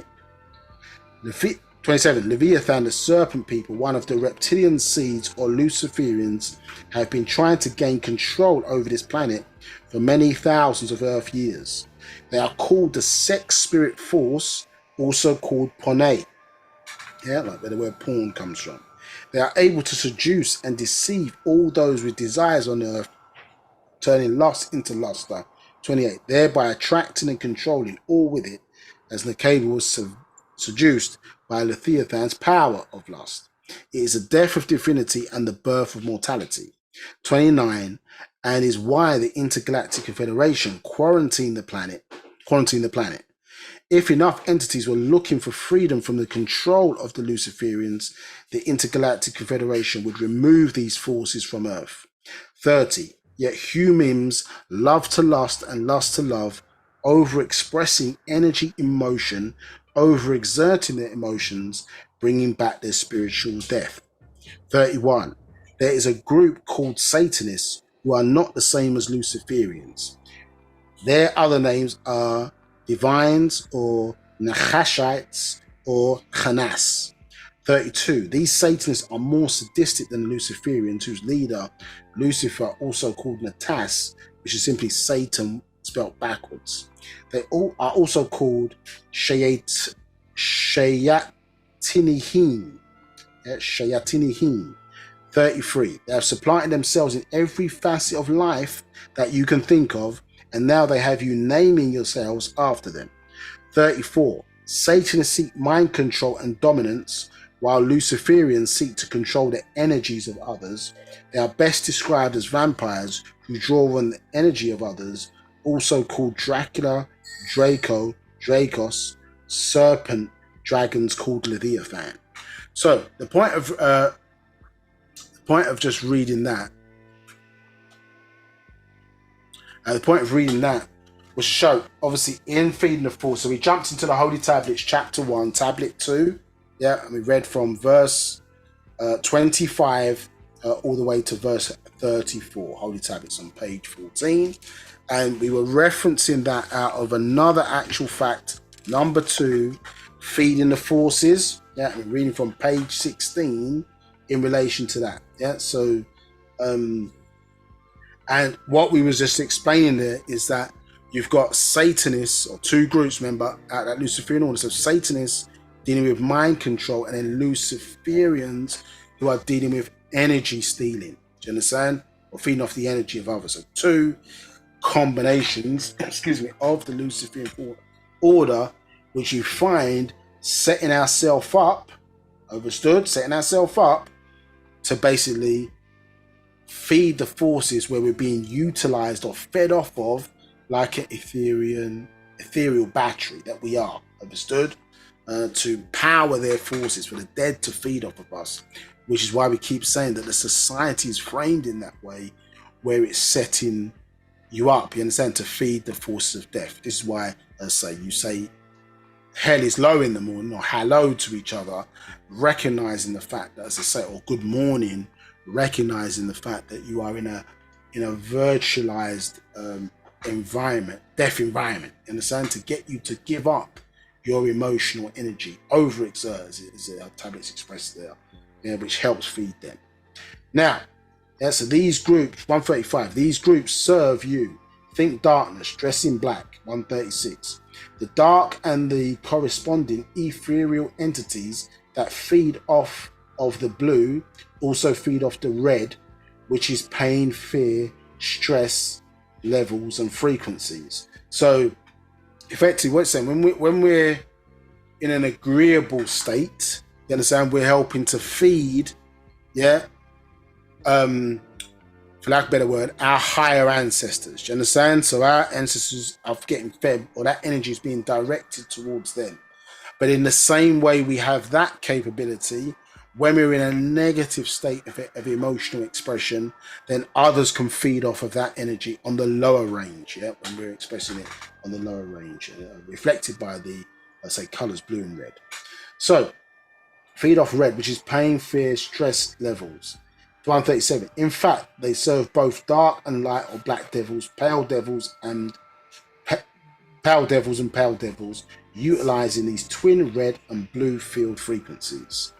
138. However, they carefully divided the nature of their slaves' mentality ensures that they will never access or integrate these polarized realities, thereby escaping the ethereal battery syndrome, plugging directly into black devils while they live. You understand? So what this is effectively saying is that they when you've got, if they could do you understand, when you've got black devils obviously working that context, they are obviously have the capabilities that the pale devils, I suppose, do not have. So you're utilizing them in the physical, obviously, to direct the energy, you understand, and convert it. They then become a converter of the energy for them. So by using the black devil in this way, understood, yeah, then they themselves are not directly responsible, do you understand, for directing that energy, and therefore whatever rules kick in, yeah, for the punishment for that kick in, they've got people doing it on their behalf. Do you understand? Referred to as black devils. So they are the ones changing, and in some instances, changing that vibrational energy or redirecting our energy into them, knowingly in some instances, and many times unknowingly. Do you understand? So as we touched upon in the last class, for example, when a person is changing the, let's say, the frequency that their hair naturally, let's say it's black, for example, yeah, but then you take that texture of the true hair and you change it to blonde in the public eye, you understand? What is that showing? Yeah, so you might do it ignorance, you may do it more ignorantly or knowingly, but you're changing the nature of the frequency, aren't you? You're changing the look. You've gone from changing it to dominant, more powerful energy, haven't you? To now, yeah, you're imitating a person who is sick. Yeah, so in nature, if your hair was black, understood, and it changed to yellow, yeah, you would be basically afflicted. And so without it, not talking about going into the hairdressers, I'm saying if it changed naturally, yeah, it would be in a diseased state. Yeah, you would be subject to a disease. It's a form of leprosy. Yeah, if you change from blackness and then you lost the color to be moving towards colorless, you would be sick.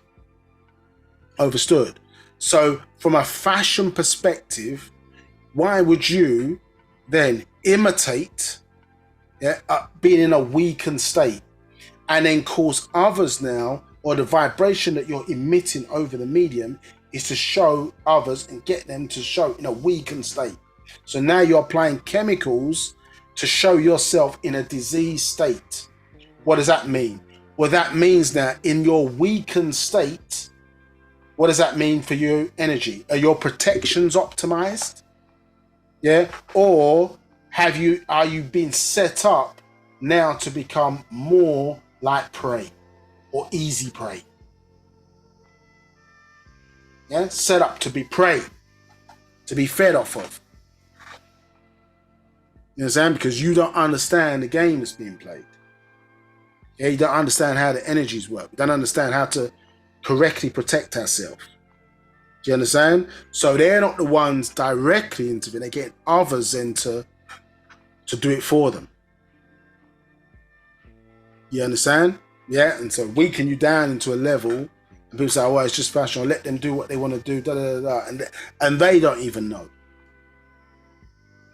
Yeah, what's really going on. Do you understand what I'm saying? They don't even really understand how the game's going on, what's really going on, how the vibrations are being altered and changed. Yeah, away from natural to unnatural.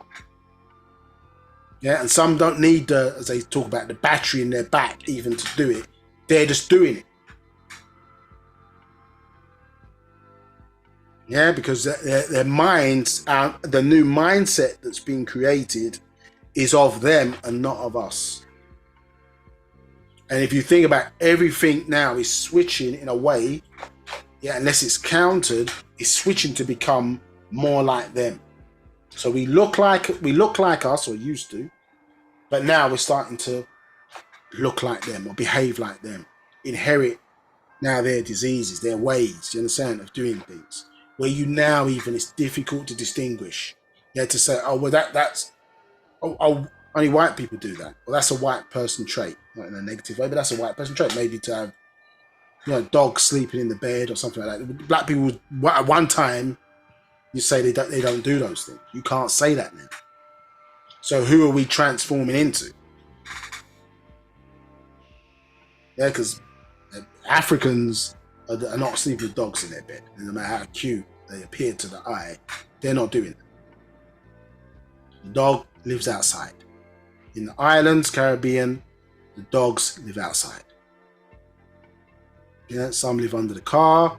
You know what I mean? They live outside. They don't have their own quarters. You understand? They don't have, even then, in some instances, they don't even have their own food. They eat leftovers. Human beings' leftovers. That's dogs' food. They don't have their own. They sound like in the West. They got their own food. They got their own salon. Do you understand? They got their own. You see them in cars. They got their own cars in some instances. You see what I'm saying? So they're treated like a certain group of people treat them like a subspecies of human being. You see what I'm saying? But that's not our. At one time you said that's not our way, but now, hey. With certain groups of people, who, as it's perceived through the media, you can't say that. You understand? So then you've got people acting, as I say, as energy transformers for them, doing that work directly. Understood? Yeah.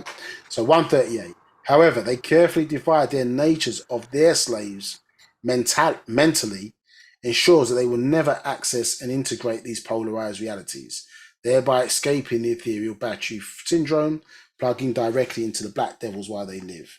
139, because the morphogenetic field also links to a chosen living bloodline member, since all consciousness of a race activity and ethereal battery function is rotated counterclockwise for Negroids and clockwise for the Tanum Ki, the Caucasian, met at a point in time, 140, then stored at 180 degrees from an individual's ordinary consciousness. 141. Those Negroids who lose their souls by submitting to Dracula are unlikely to be able to access any of it, much less begin the gargantuan task of healing and merging these polarized aspects of the mental back with their own genes. 142. And so Ray Hara Achet program facilitates a race's basic purpose, that is of directing its energy and life essence out of the physical plane, while it engenders expanding consciousness and welcome of new diverse life experience into the ethereal realm in order not to feed predatory discarnate entities and splintered tormented spirits of their race ancestors. So what that is basically saying is that, without being able to show you the diagrams on the screen at this point, is that basically, as been touched on probably throughout the class and the parteracts you've been listening, is that your race is important, and obviously it's linked to, your etheric ancestry. Do you understand? Outside of your non-physicality. Do you understand? So when we're looking at these different planes and where we exist upon within these planes, understood, yeah, your mindset, understood? Yeah, so where your mental energy comes down from, do you understand? And then what you should be thinking about, how you should behave, understand? What your energy expression is within that range or field should be, if you've got emotional control, should be being redirected, you understand, for lack of a verb, back upwards to the same direction where it came from. Yeah, so down to us, and then we process it, utilize it, comes through our lens, and then goes back in the same direction where it came from. Absurd. And why it's saying expanded consciousness is because through, as remember, the mind or your individual portion of the mental in you, you are getting to see the world through your virtual reality, isn't it? Through your eyes.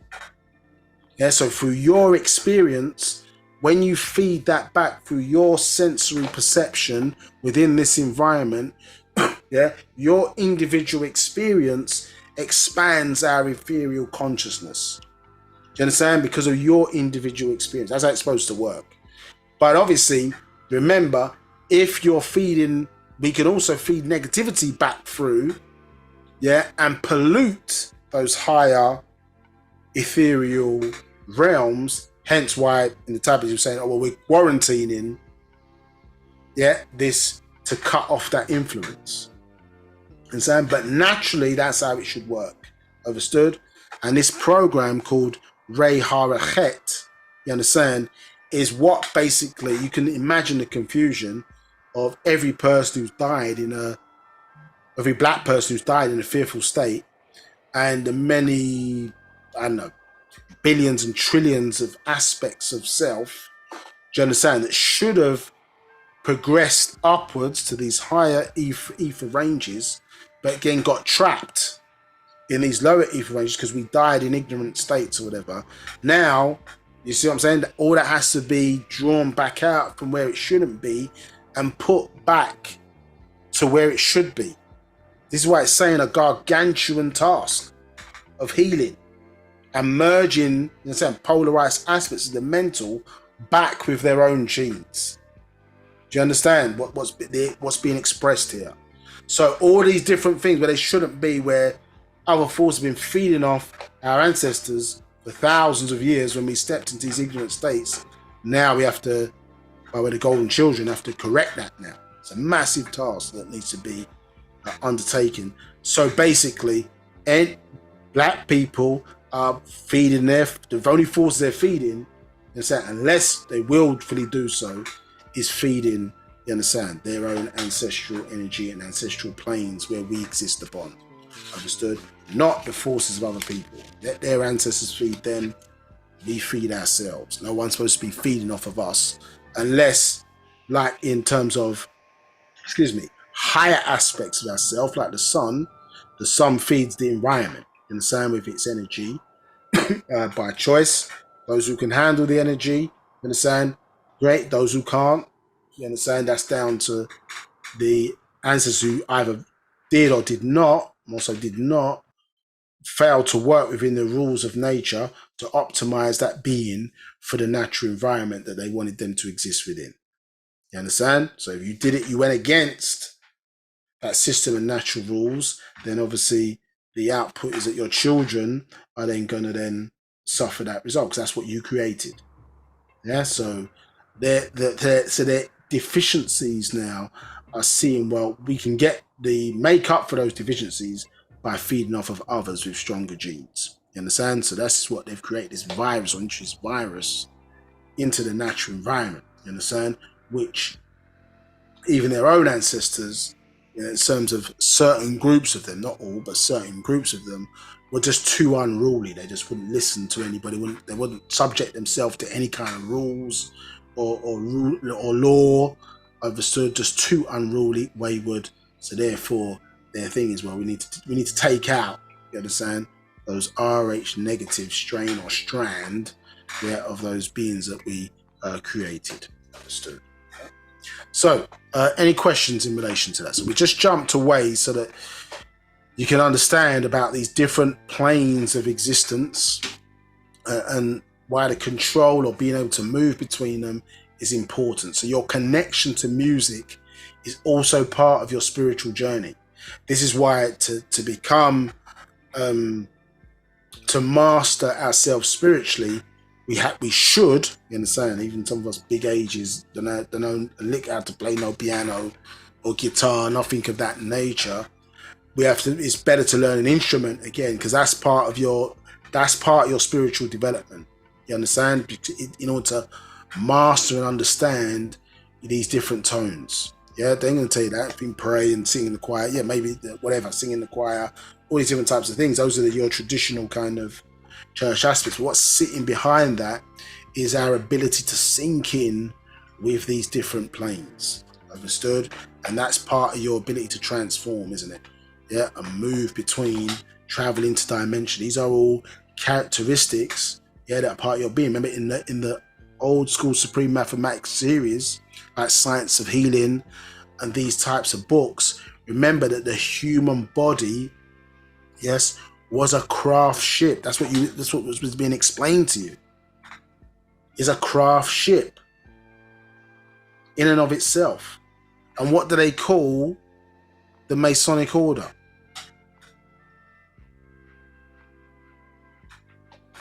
We've said too much.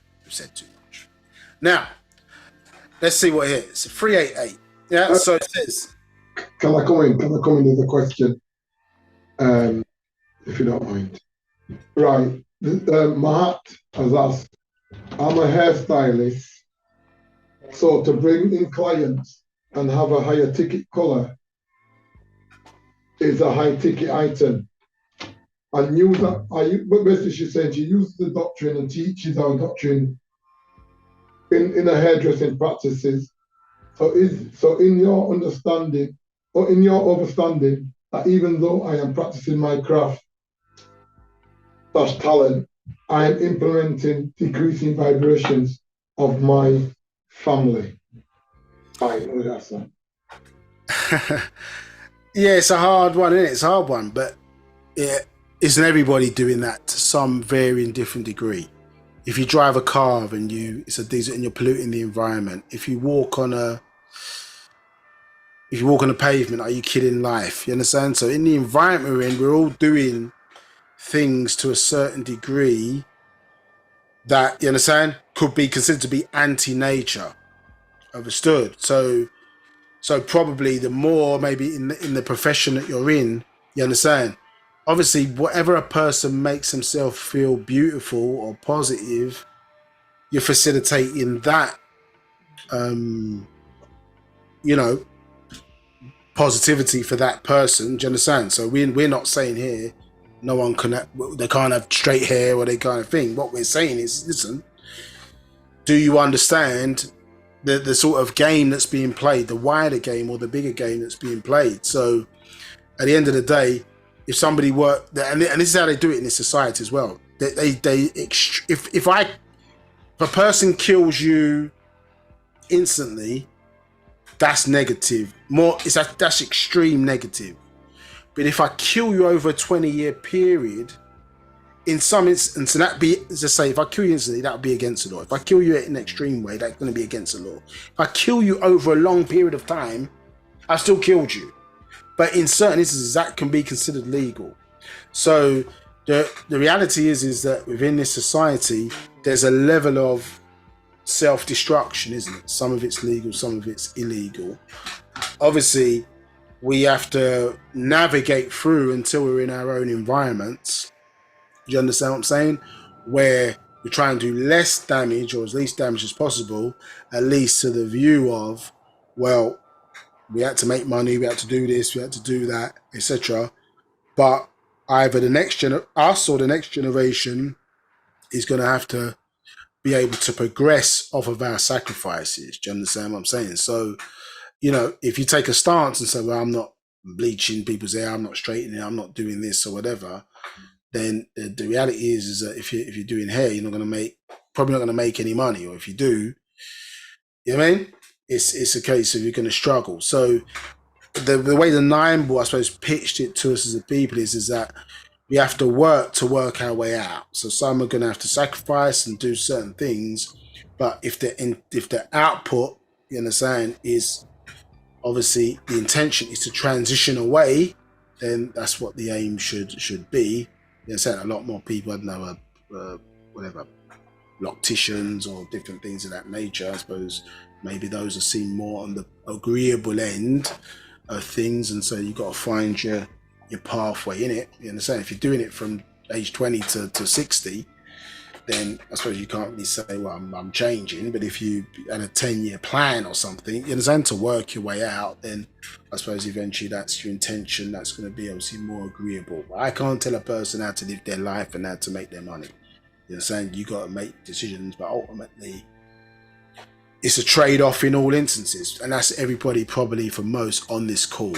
You understand? And even if when we tried to live in or create an environment where we could live, you know what I mean, by self and by one another, you still have forces within there who are in the positive environment, but have the devil within the genes who's going to mash up the positive environment. So it's always going to be a trade and a balance until overwhelmingly we're creating environments where the environment in and of itself, as well as your own behavior, helps you to stay in that kind of positive frequency. But yes, we do have to understand that the proliferation of famous people, you understand, remember how it's been translated, isn't it? It's the influence of stars. So stars is the reality. You understand? The stars out there are emitting energy, as we were touching upon in the last class, emitting energy on this planet, and the energy from that affects the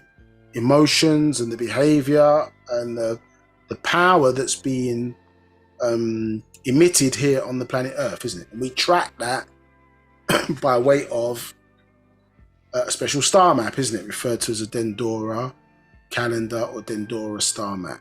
You understand? But remember, the Luciferian agenda, you understand, consisting of what we just read. Satanists and Luciferians want to redirect that energy. So stars, you understand, or influencers, which is the same word as influenza, you understand, the disease influenza, and you say the word influencer on social media, same word. And if you look at it, if you look it up in etymology, the word itself, influenza, means to be influenced, you understand, from the stars. Go look it up, influenza. Yeah, but influencer. So fake stars are replacing the influence of the real stars. Understood? Yeah? Through the magician, understood, Merlin's wand, which was made from Hollywood. Yeah, so this is that game, isn't it? Redirecting the energy. So what you're fighting against is the influence of these stars. Now somebody's walking into the hair salon saying, listen, give me a blonde weave, give me a, you know what I mean? I want to dye my afro, but you got lovely, let me dye my afro on it blonde, do this, do that. Now you're forced into a situation where you're bleaching, you understand, perfectly, I mean, natural, strong, beautiful hair and turning it into fur. Yeah, because that's the vibration that's in and around you. So even though you're saying they agree and show the person or whatever, the influence, the influence outside of you is so major. Now you become part of the, you understand? You become part of the journey that facilitates that, understood, or makes it happen. And then now what happens is, well, now you're feeling guilty for that, scenario. So you kind of got to harden up yourself and think, okay, let me look long term. Understand, my children, my daughter, or people around, friends, if I can get that influence when we get this environment, then, do you understand? Then, you know what I mean? Next generation down forward is going to really benefit off of me changing, off of then us changing, or the next person changing. That's how we've got to look at it. More of a 400-year project. You understand? But obviously, we're in a generation that's changing, or generations, or few generations that are changing. You understand? In the first fruit, in the second fruit, third fruit are changing, and that's affecting not only us here now, but we're changing that morphogenetic field, aren't we? We're changing that the influence that's coming from that field. So future generations, it will make it easier for them to absorb this knowledge, understood? But we can't be complacent, understood? So changes that we can make, we work to work our way out. You understand? Yeah. So yeah, I feel your pain. I want to say it is what it is, but you understand? It is what it is, but we must plan longer term so that isn't what it is. Yeah. So that's the best advice we can give at the moment. Right. The third person has come back with she said I'm an optician, and also so she's saying, so your take on a hairstylist are slowly killing people from our practices. She's saying it's just a question. I'm just saying it's one of a number of things that obviously external influence. And a number of people probably are coming and getting their hair naturally done. But then if you if you take locks, so for example, let's look at this. The way the system is different. Locks at one time, for example, they're called dreadlocks, aren't they? So locks more to describe hair that hangs down, but dreadlocks was one of the blackest things through the television screen that you could be seen. They were called dreadlocks. I mean, you saw them. People were fearful of that. You see what I'm saying? Now, what's happened is Western influence, they saw and feared the cultural strength, you understand, that was coming from that hairstyle and things associated with it. You understand? In terms of Rastafarianism, do you understand? Idol food, whatever the case may be. Things associated it was blacker than black, or the blackestness of blackness. You understand? And it was feared at one time. Now it's become a hairstyle where, you see what I'm saying? People with dreadlocks at one time now, it's become the hairstyle of interracial relationships. So the influence of, because it was the blackest thing in it, to go against that now, and then I suppose it became a hairstyle of people who may be bucking against the fact that maybe there's some, I don't know, internal ancestral guilt or whatever because of this intermixing. So the person then wants to express what could be the blackest thing I could express himself by. So now they're wearing locks, or they're wearing, you know, African dashikis or whatever the case may be, and they got in the case of a male, they got a white woman out. Now you marry who you want to marry. I'm just saying, over time, the power of what was sitting behind a particular hairstyle has been watered down through the system because it was originally so feared. Do you understand? So, as I say, now today, people will have locks, but it don't mean necessarily. It doesn't mean nothing necessarily. It's not associated by. You can't judge the hairstyle by the person's cultural beliefs or behavior. It's become a fashion statement now. Do you understand? So my point is that all I'm just saying to you, if a person walks into the shop and says, well, I want blonde locks or whatever, the point is that the influence of of that, if you facilitate that particular decision, then obviously, and you know, then it's just a case of you're in a circumstance where that's what the person wants.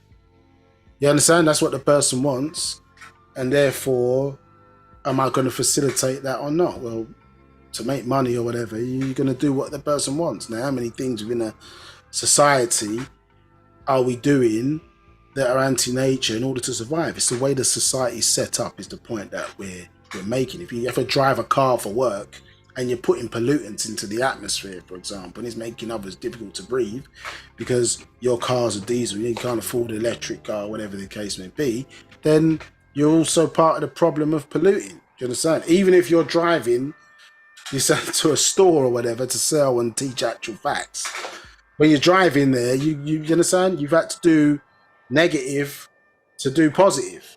You understand? So we're on this call at the moment. There's data centers that sit behind this Zoom platform and Zoom call that are, churning up tremendous amounts of energy, understood, for us to be able to host this.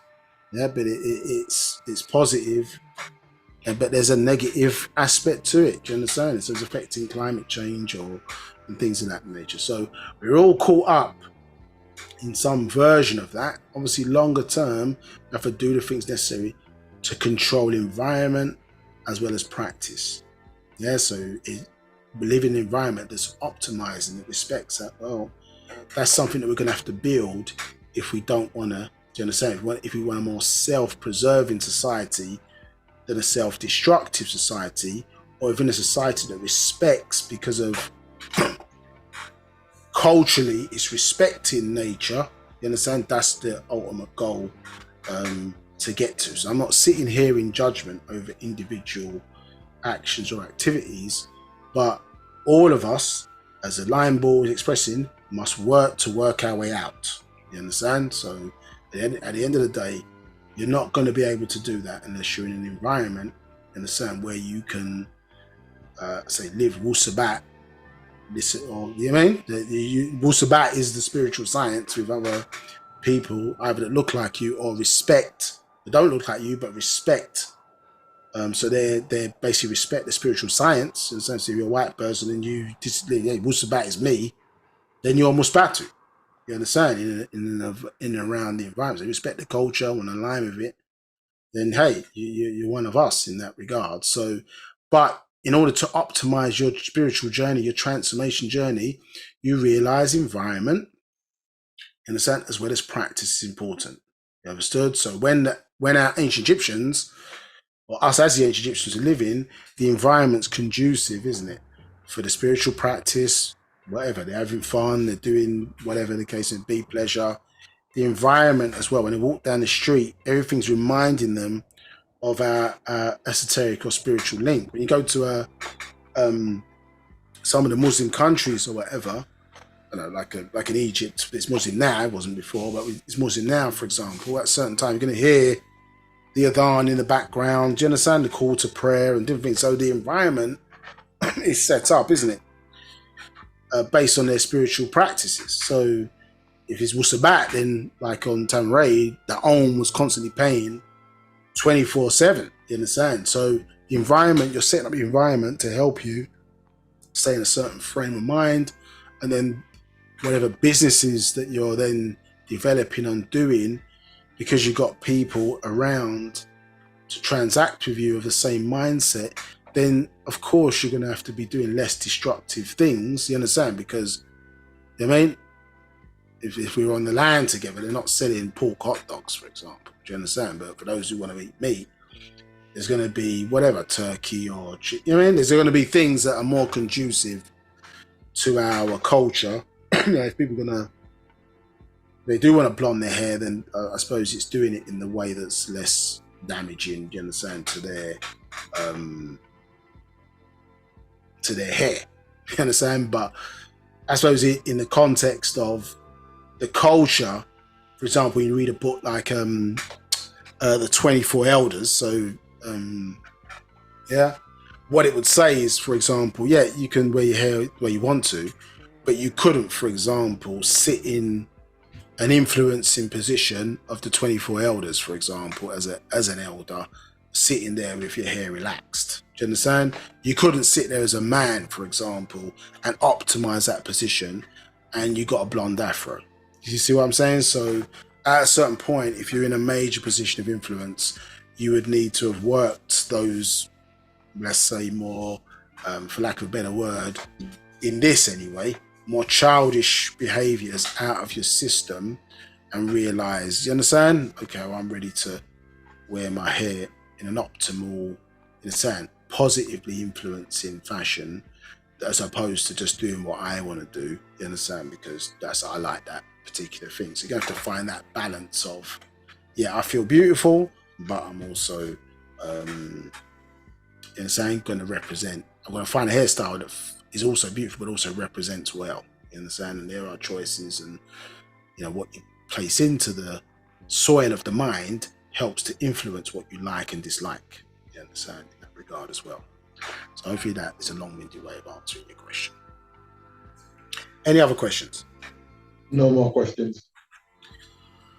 So 388, so it says ether controls all of these dominal planes which relate to the living Mokwanu beings. You understand? So I think we've been explaining this to you in some great detail in and around ether and its role in transferring energy from one location to the next, but as well as it, as I say, also be intelligent enough to build out the infrastructure to allow the transfer of the energy and for living entities, living beings, living things to live off of this energy that it's also being supplied. 389. Originally, Adamites had but our soul by way of the Bushmen of Africa. Yet, when they violated the command of their makers not to mix with the cursed seed of Canaan, when they crossed the Jordan to enter the land of Yaanuwn, Canaanites, and the Anakite giants, they lost their souls by mixing with the Canaanites. Yeah? So, in their biblical story, excuse me, the Adamites are the red, excuse me, a ruddy seed, and the Canaanites, remember, are the ones who were diseased by way of leprosy through the curse of Canaan when, according to that story, Noah looked upon the nakedness, Ham looked on the nakedness of Noah and thought adverse deeds, and their Lord cursed them in the genes, you understand? According to that biblical story. 390. You read this in their Bible, Tanakh, Book of Hebrew, Israelite Prophet, Joshua 5:1, and Jude 1:19. And there you see spirit in the Misplaced translation. In Hebrew is Ruach, Hebrew number 7307, soul.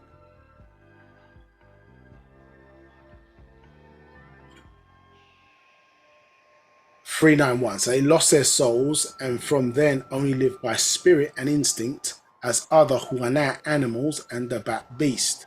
Over time, a much racial mixing by their females.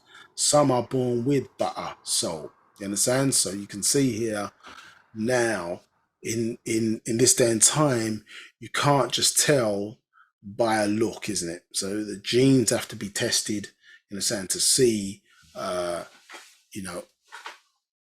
who has it and who doesn't. You understand? By way of maybe the way they behave or the way they react to certain information such as this doctrine.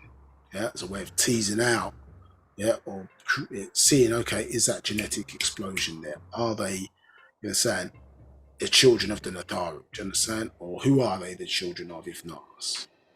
And have the choice to develop it or lose it by mixing in with the Adamite Ayashu male. So we understand here, obviously, that when, as you know, from those rules of mixing and the genes, that a black man, for example, who mates with a white female, because she vibrates, the woman vibrates at a 6 ether level, and by way of being a female is a shapeshifter, she elevates them to match the vibrational frequency of a man in order for her to best facilitate life. And it works in the other way. If a black woman goes with a white man, for example, she's going to lower her vibration to the male, white male is 5 ether.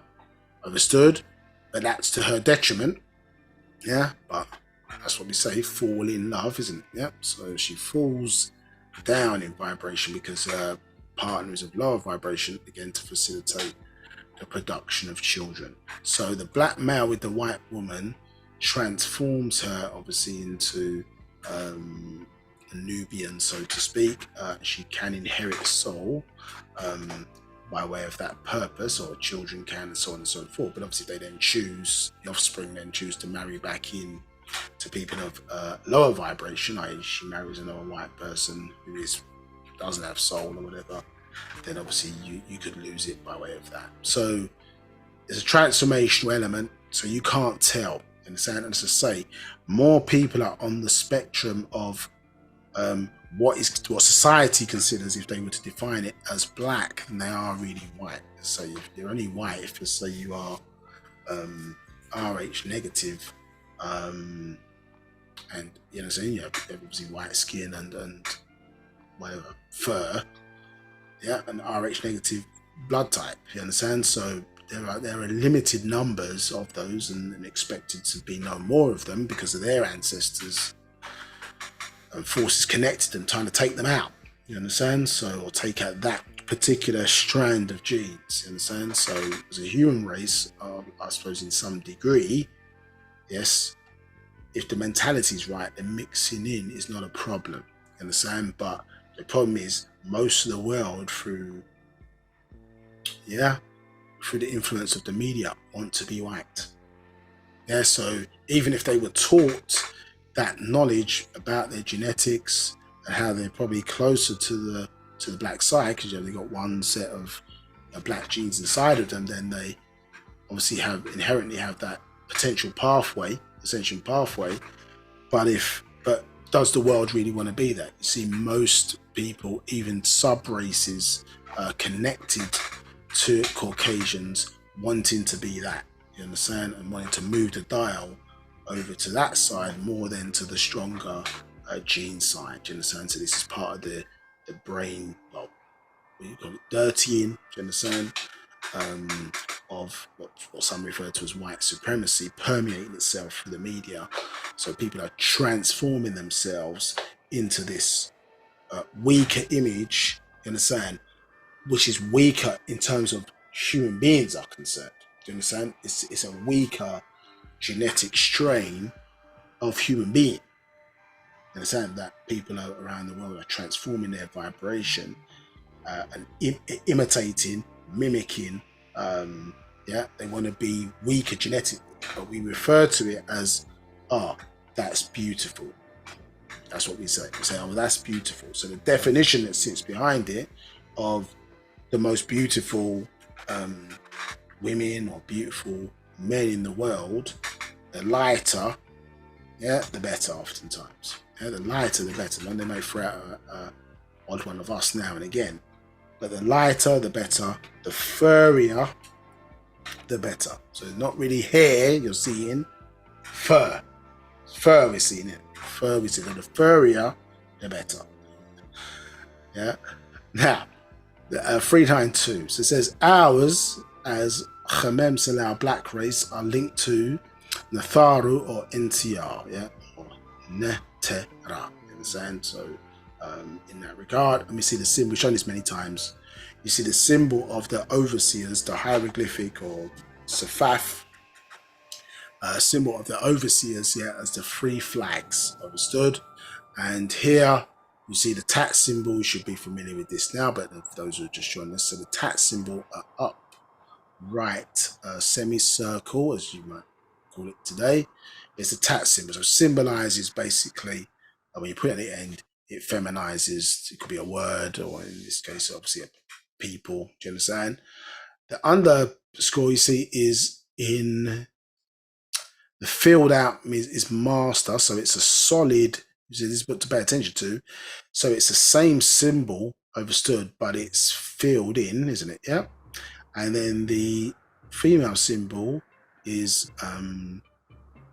it's transparent, in a sense, or opaque, in a sense. It doesn't have a filling.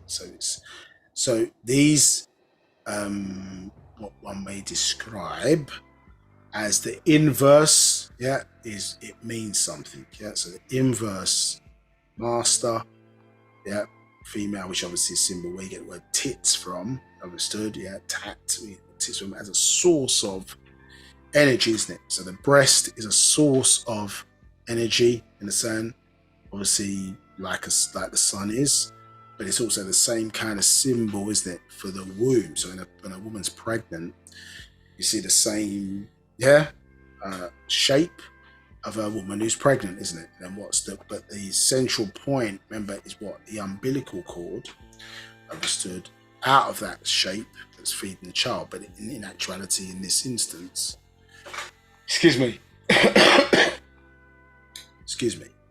in this instance, in the sense, the cord obviously is inside, in the sand, inside, as opposed to external, in the sand. So it's in the blackness in that regard. Now, so it's showing you that God, for us anyway, is male and female, understood? And also out of this, as I say, when you look at these words, interesting enough, you look at these words, makeup of these words. Yeah, well, I'll leave that for the moment. But these English words, well, what I'll say is these English words, you look up the makeup of your Sabaic words that are being reintroduced to you, you can see that certain of these words that are used even in English didn't originate from that language. Yeah, didn't originate from that language. And so the cosmological roots and thinking, do you understand, of as above, so below, are still prevalent in the makeup of these words. Yeah. So when you look at the word ma star, you can see the word star in there, can't you? Understand? And even the ma and the mi. Yeah. And it's like in Sabaic grammar, you understand, these also mean different things. So you can see that even though words have translated to other languages, understood where the source or maybe origin of them have come from, but now got different meanings associated to those tones or sounds. So Natharu, it means overseer there. It says 393. Yeah. So 392, let's go back. So 392, ours as Khamem Salau, black race, are linked to the Natharu or Netera, understand, overseers, which we know are sons. Yes, and yeah. 393. The sources of this universe ether, is universe damagh, brain, and Nabab, heart and lungs, located in the Kabat, center of your solar plexus, center or universal orbs, your true Kakabat stars and sun, and this is why it is mind, the man blood, fluid breath of the Kalei Makwanat omniverse. Yeah. 394. Natural ether universe. Ether arrives or reaches this Kawaktaha planet Earth in the form of sun rays, sunshine, reason, and Ba'at, soul, Makwanat beings. 395. And this is the reason the sons of the Adamite fear and hide from the direct rays of this sun, is it as it will burn them to death. 396. None of this is by choice or faith. It is all planned by fate, by divine design, not unseeable, intelligent ghost, but by extraterrestrials who planned this planet. Plan ET. Understood? So not by chance, by divine design. Yes. And this is showing you again this correlation, as we've been expressing forward, is that, as I say, this correlation between us, the universe, you understand, stars, suns expression, is all part of our journey of things, isn't it? Being, becoming, became, and the ability for the mind to express itself, or our aspect of the mind to express itself in these different environments, understood? And so, you know, the universe as it projected further down chose a being, and so designed a being that would reflect the smaller aspect of itself within this environment, obviously, which is us as the Nagaru or Negroid. As when you projected an aspect of yourself downwards, isn't it? You as a male, you express that as sperm. As the female, you express that as ovum, understood? Which in your mind, nothing like yourselves as a human being, but it allowed the mind to come through and express itself forward. A new universal environment was created as a result. And then what happened? That sperm and the ovum eventually transformed itself back into what you look like. You understand? So, i.e., a bipedal, you understand, humanoid structure, you understand? Yeah, which the mind obviously now is expressing itself in. So it transformed itself into you delivered yourself in one form, and it transformed back into what the original was. Do you understand? As part of that process, understood? Yeah. So so this is let's say the link, let's say, is still maintained. So you are a universe and you hold a solar system with inside of you a central sun. so on and so forth, until you have those characteristics. By way of that, you are also an ether being who has the ability to receive and process energy in that regard also.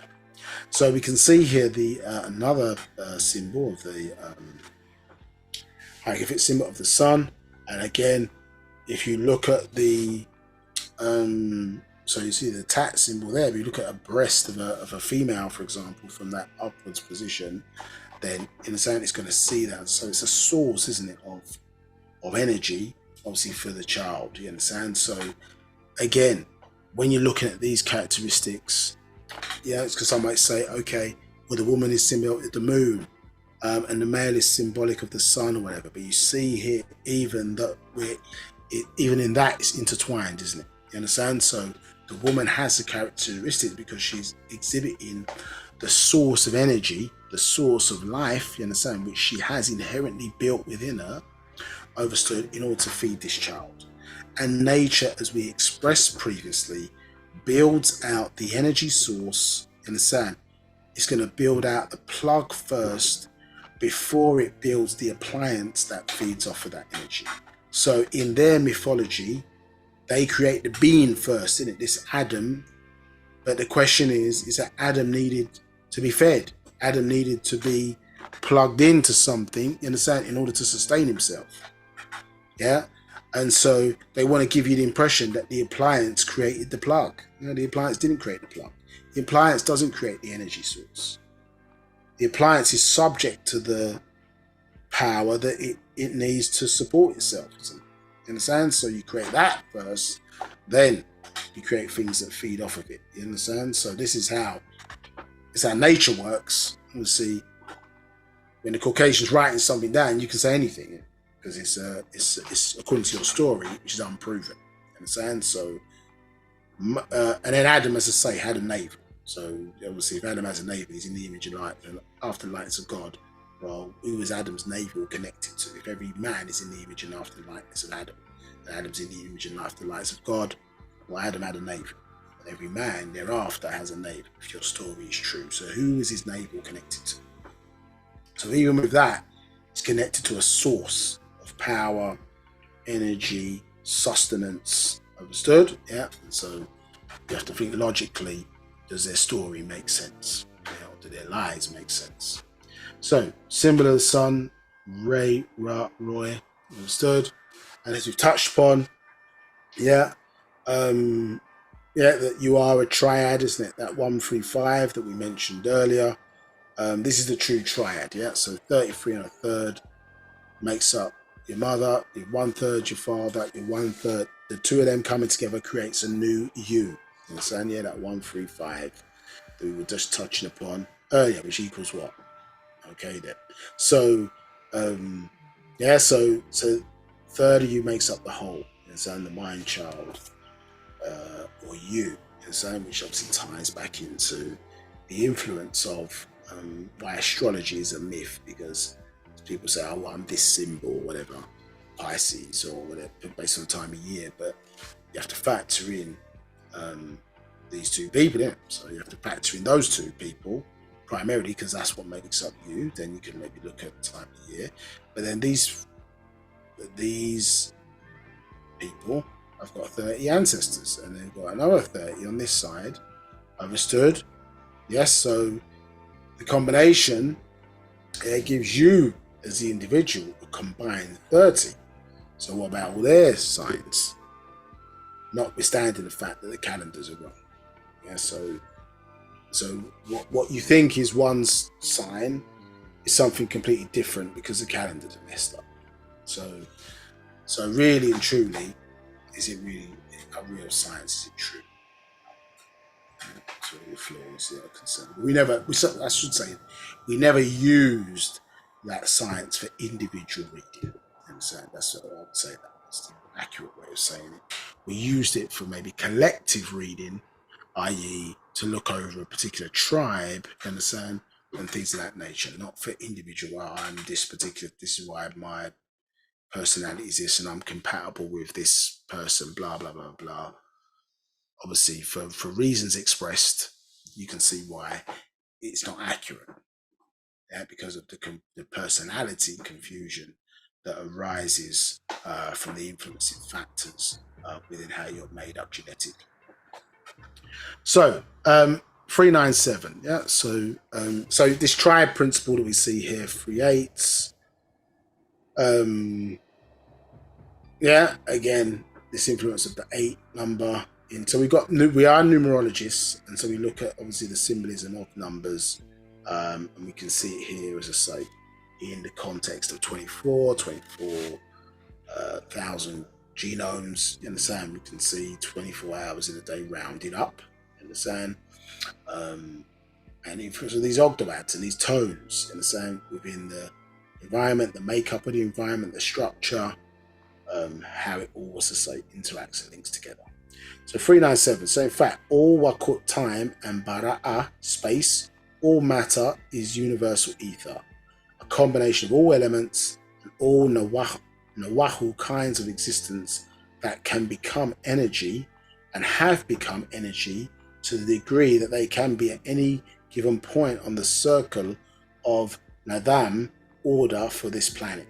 You understand? So obviously, we did touch upon that several weeks ago in relation to the progression of 9 to 6 to 3 ether. Yes, the order, excuse me, of how existence is shaped within certain time frame. You understand how we go from forces that represent life to death, so on and so forth. And obviously, we talked about that in the context of the universe, but also these numbers then relate to or correspond on a planetary scale also. 398. It's number 24, as you can see, 24,000 genome, 24 hours in a day, and shadow hours, 24,000 mile circumference this planet, 24-year equinox, all based on you genetically. And this planet, you were transported here from Orion and Sirius in the Dolphin, who has 44 chromosomes, another even number. Then planted in the Maye water where you grew and developed before being cast onto land by a great tsunami caused by a great meteorite crashing into the Indian Ocean and Southern Atlantic Oceans. Yep. This again is not by chance or blind faith. This was intelligent design by intelligent designers. 400. As you read the octaves, 8 beings for octaves of sound, the secret 8, all based on the Shannon circle of Nadam order, which means that ether is liquid source, gas source, life source. 401. Natural ether, universe ether exists in degrees of 360 degrees of life and 360 degrees of death. 360 degrees cycles of lives, 360 degrees cycles of deaths equals 720 degrees of spiritual and physical. So I think let's stop there. So we're well over time. So any questions before we close? No questions. So let's say really, so understand, I suppose, this the differences between these particular planes and why they did not want you to know that type of information. Do you understand? As conveyed to us by Master Teacher Dr. Malachi York, because of the real game, for lack of a better word, or agenda, you understand, that it uncovers, understood, and how they would love to keep you in this ignorant state, understood, so that you become a battery for feeding their forces. Do you understand? So you can see throughout your own lives and individual sort of decision making that as you become more aware, as you become more conscious in that regard, how much aspects of self, in a sense, as you're given more power or your power grows, how much more in control that one is going to have to be. Yeah, how much level of discipline as we grow, as we take on board, or we become more deity-like, understand, and we take more responsibility, how much you're going to have to control, how much energy that you're expressing, or where that energy is being expressed, etc., for prevention of misuse of that power. Do you understand what I'm saying? And so, you know, we're given these small responsibilities, understood, whether it's looking after our human body, understand, a universe, if it's looking after children, understand, whether it's looking after, you understand, given in positions of leadership, you understand, or power. All these things are helping to develop you as an individual,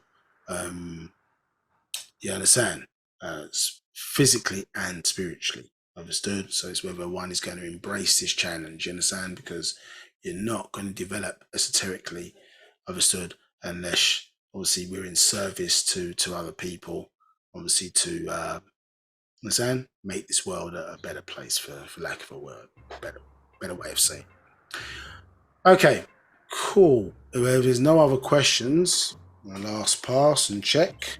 We'll close out for today, and we'll see you in a couple of weeks' time. Let me just see if we've got a saying that. Yeah, so 18th of February is the next class.